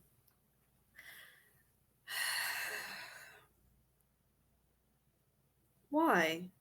Why is that of interest to you? Oh, I just thought it'd be an interest to you. I mean, you're here, aren't you? Like, this is your home? This is your fucking home? Home's relative. I was drawn here, so there must be something here that I need. I was drawn here too. For... What's your game? I'm literally like just we'll drop it. We're good. It's like, What's maybe going there's on here? something here I need too. And she kind of just twiddles Miss Abeline's hair. Please don't take the people, because then it becomes a problem for me. Take the Well, people. actually, You're a if you dark take witch, aren't you? if Taking you take, people? I don't take people, but if someone were to take another person, that would not be. It They'd would all be. blame you. I would frown upon it. Yes, So it'd be real easy to make all of them like turn on you. not on me if you take her. Are you sure? Pretty honestly, she only knows anything. I'm sure if they looked in your home, it'd be all innocent and trustworthy, especially Very that much so. tongue of yours. They wouldn't know what to do with it. Do you They know what wouldn't to even know do what with it it? is. I'm working on it, but I have another project. I'm sorry, This I have to interrupt. At this Yeah. point, Abeline's eyes are just going back and forth to Adrian, to Mhm. Bellflower, to Adrian, to Bellflower, as they are just staring at each other and moving their hands, but not speaking. Meanwhile, Adrian keeps giving me water, and Miss Bellflower keeps giving me moonshine, and I'm One on each so shoulder. confused and full of water and liquor and fig Newtons, and I'm just gonna run out the back door and throw up. Beautiful. Sorry. It's just what my character would have done. No, I no. love that. Um, and nobody's tries to stop you. When you see like 3 or 4 small, like burgundy seeds come out of you, when you know you haven't been eating seeds of that size, do you think you'd notice in this state? It's dark out. Yeah, I'm going to stare down at this and say, did I just create that? One of them covered by the wet of within you, a single vine, just a few inches, 4, 5, 6, flowers in this beautiful orange with burgundy swirled petals around it. The smell is like saffron, and clothes when they dry in the sun. It just feels like it's absorbed light. And it hits you in the face in this way that's almost sobering. Like for a moment, it's like, oh no, I can totally drive home. And then it like wilts in front of you, and you're like, I certainly cannot drive. But for a moment, it like brought you this clarity of spirit, I would say, is a way one could phrase it. And then it's gone again. And that single seed appears husk like, almost like it's been dried out. I think it's time to go home. And I'm gonna start walking home. It's not far. Um, Nothing waits in the dock to scare you within the city. And I'll say you easily can make it to the school. Uh, I'll also say that Dr. Albadine would have picked this up, though Miss Abilene probably hadn't. that when you step onto school grounds, you can feel that you're behind protective wards. Someone has buried fetishes on the corner of this property to protect the school from magic and things like that. Like a good witch would do to like mark the corners of their property, something of that sort. So Miss Abilene doesn't feel the protection around them, but there is old walls around that school. Ed and Ellen, do you let Bullet out, by the way? Okay. Yeah. So you both are here. Bullet door right. Ed's home and a bright orange sky to the left. Where are you drawn first? Miss Yoko, I Mhm. can't help but notice the orange and orange in the forest isn't good. Would you mind if we swing by Oh, my home quickly? um, not at all. It's just a couple more steps on that way. I'll keep carrying you. I just, Did you leave the stove on? I don't run anything with fire typically. I'm pretty Oh, not interested that way. I'd really rather not. I can always build a new shack. I have wood. I just don't. I'm just gonna go check. We're gonna go check. Is that okay with you? all right. All Yeah. right. Well, um, there's no sign of Cam here, right? Do you open the door and look, or are you like, I will say the orange appears to be from a bigger source than just your hut that's the size of 2.5 porta potties. God damn it! I rush. I rush there. A forest fire is no joke, and Ed knows that. What actions are being taken at Cam's home before, or are you leaving Ellen, or are you carrying Ellen? I was I gonna. would have opened the door before you whisked me away because I know bullets in there, and it Mhm. sounds like bullet hasn't been let out. So I at least would have tried to do that before. And you open the door, and that's not Bullet. And where we're going to end tonight's session is at this point with we will say Miss Abilene does get home safely. The whole night envelops you and keeps you protected. Dr. Albadine, are you up to anything weird before the end of the night, or would you be just home at bed once it's late? I think they stay like knowing how quickly things are going on. I What think things? that there's things. Don't. Hmm. And they're going to quickly. I think they might still have Abeline's flashlight too, unless Cam has it. I can't remember. I And believe Cam maybe took it because they jumped down into the they hole, did. but that would be up to Miss Abilene, probably at final say. Yeah, I don't I remember don't if I it don't was remember. exactly said, but I know Cam had it for a moment. Nonetheless, there's the moon. Mhm, We have the moon. There's enough moonlight. I mhm. am going to just from kind of the top, and I think we have like it's a bit higher now in the sky that it can kind of get more of a top-down view. That I'm just checking on the root system that I've planted, and I've come back with like a proper bucket of water. It would be gracious for the drink. And you see, it's not like things have sprouted as much as the earth looks composted.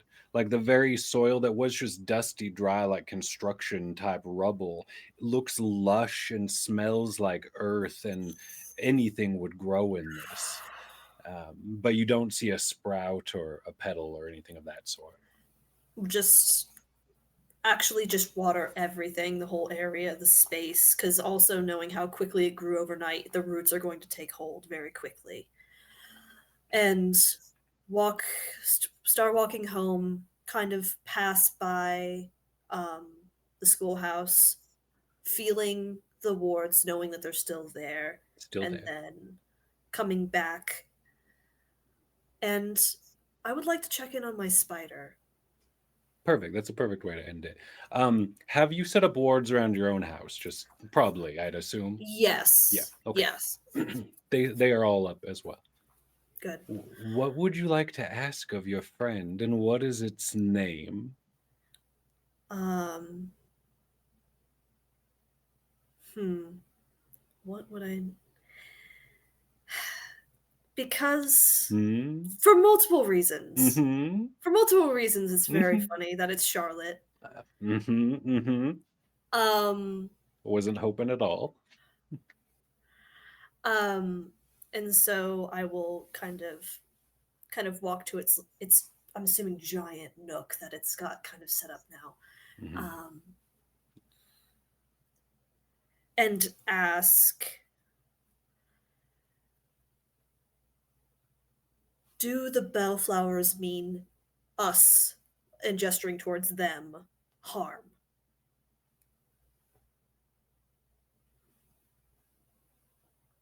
And you have 3 words. Mhm, mhm.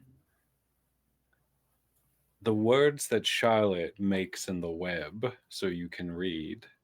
A, it says you're fantastic, but then that goes away really quick. And then the next thing says no, but may.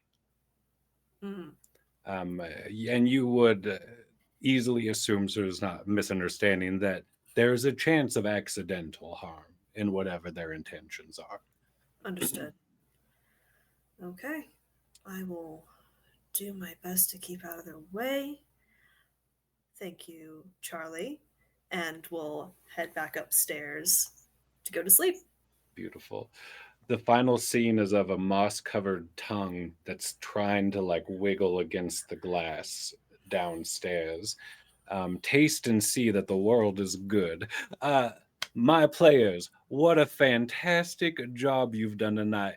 Double E's, you guys are set up really nice to be gone next week. I can do anything we want with you.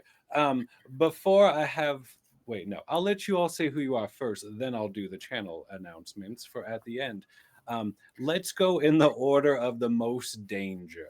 So, first, I'd say Ed, do you have a name and who are you?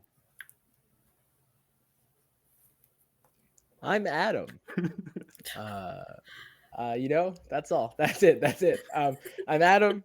You can find me on X and places like that at Adam5GMs, at AdamCGG. Adam5GMs is the main one. You can also find me at 5 Gems in a Trench Coat, where it's an AP and we swap GMs and play different games. It's a great time. You can find me over there, the Double E Gang. You can find us over on that end. It's a great time, and I And you had a just lot of started fun a here. new season, right? Because I'm pretty sure I heard the beginning of Yes, a new season. season 3 just started. Mhm, It's mhm. our D&D 5B season, so it's almost immediately getting way more interaction than our other seasons.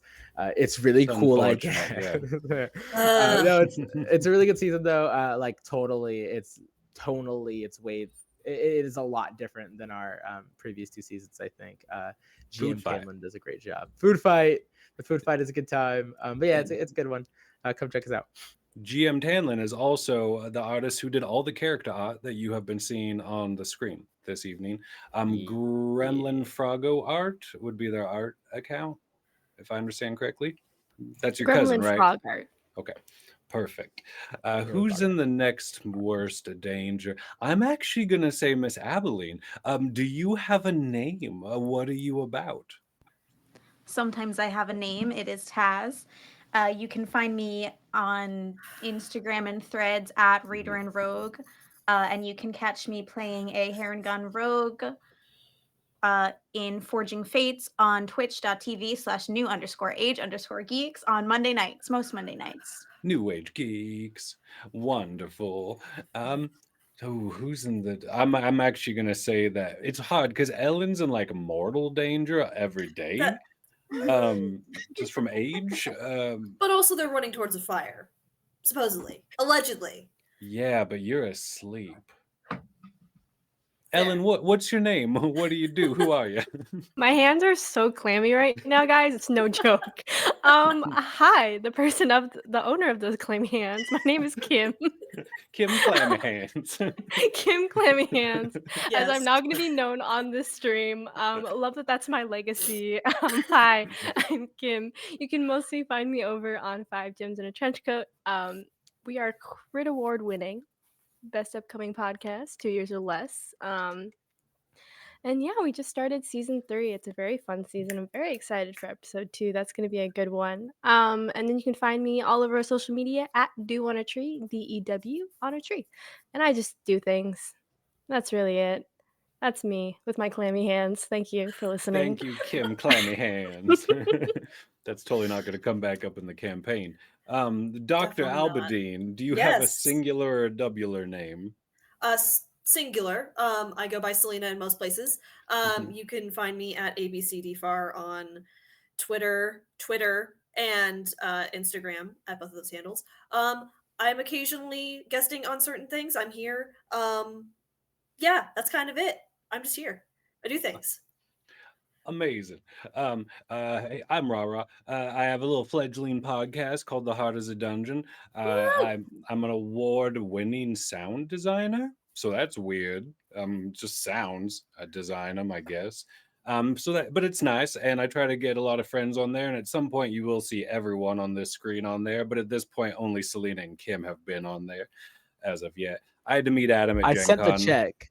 I I sent the know. check. That's why you're I'm on waiting. this game. Yeah, I sent the second check. Did it bounce? What's going on? Has it We'll not talk. come through We'll yet? talk about it later. We'll talk about it later. Be cool. Be cool. But listen to it if you want. It's kind of sad sometimes, but it's very pretty and sounds like a circus party. It's a fun I time. I don't know if we picked a winner of the drawing. I don't know if anyone donated. I don't really watch chat, so we will deal with that off stream. And if you win, we will contact you. And if none of you donated, I get it. Things are fucking rough everywhere, and you're probably the same people that donated last week because we appreciate our friends. Um, Channel announcements, real quickly. Nerds with Dice has an open casting call for MetaHuman Rising. Drop the accent. You can find the sign up sheet on Twitter or in the Nerds with Dice Discord. The game schedule is so full for October. Tune in for October 14th at 8 p.m. Eastern Skies of Fortune, October 17th, 24th, 8 p.m. Eastern for Monster of the Week with Irvi. October 29th, 8 p.m., 10 Candles. October 30th, 8 p.m., all Eastern times, again for Monster of the Week, but this time with Casper. You can always just apply through their creator portal if you have an idea to run a game. That's why I'm running this one. I filled out the form and I was like, I would like to do this for 3 episodes in August. And they're like, what about 4 in October? And I was like, okay, buddy, let's rock and roll. And now I'm here. And I really appreciate their producers. We've had 2 in 2 sessions, keeping our asses going in this, and I love all the work they're doing because I can't do it. I think that's it. I think did I do everything right at the end of of a stream? We're most 3 of us are podcasters. Everyone, you're gonna have I to think we forgive did the us. thing. We I did think the we did thing. all the things. Yeah. Next week, Kim and Adam will be gone. Tot will be with us because they'll be out of caviar. And our story will take a slightly different arc. And then for the final session, Tot will be gone, and Kim and Adam will be back with us. So Abilene and Adrian are really the stars of the series, to be honest. But we're going to sign on out. So thank you to Nerds with Dice for hosting this terrifying game. And thank you to our producer so much for everything you've done. And thank you to you for reading this book. Keep your local library open. Good night, everybody. See ya.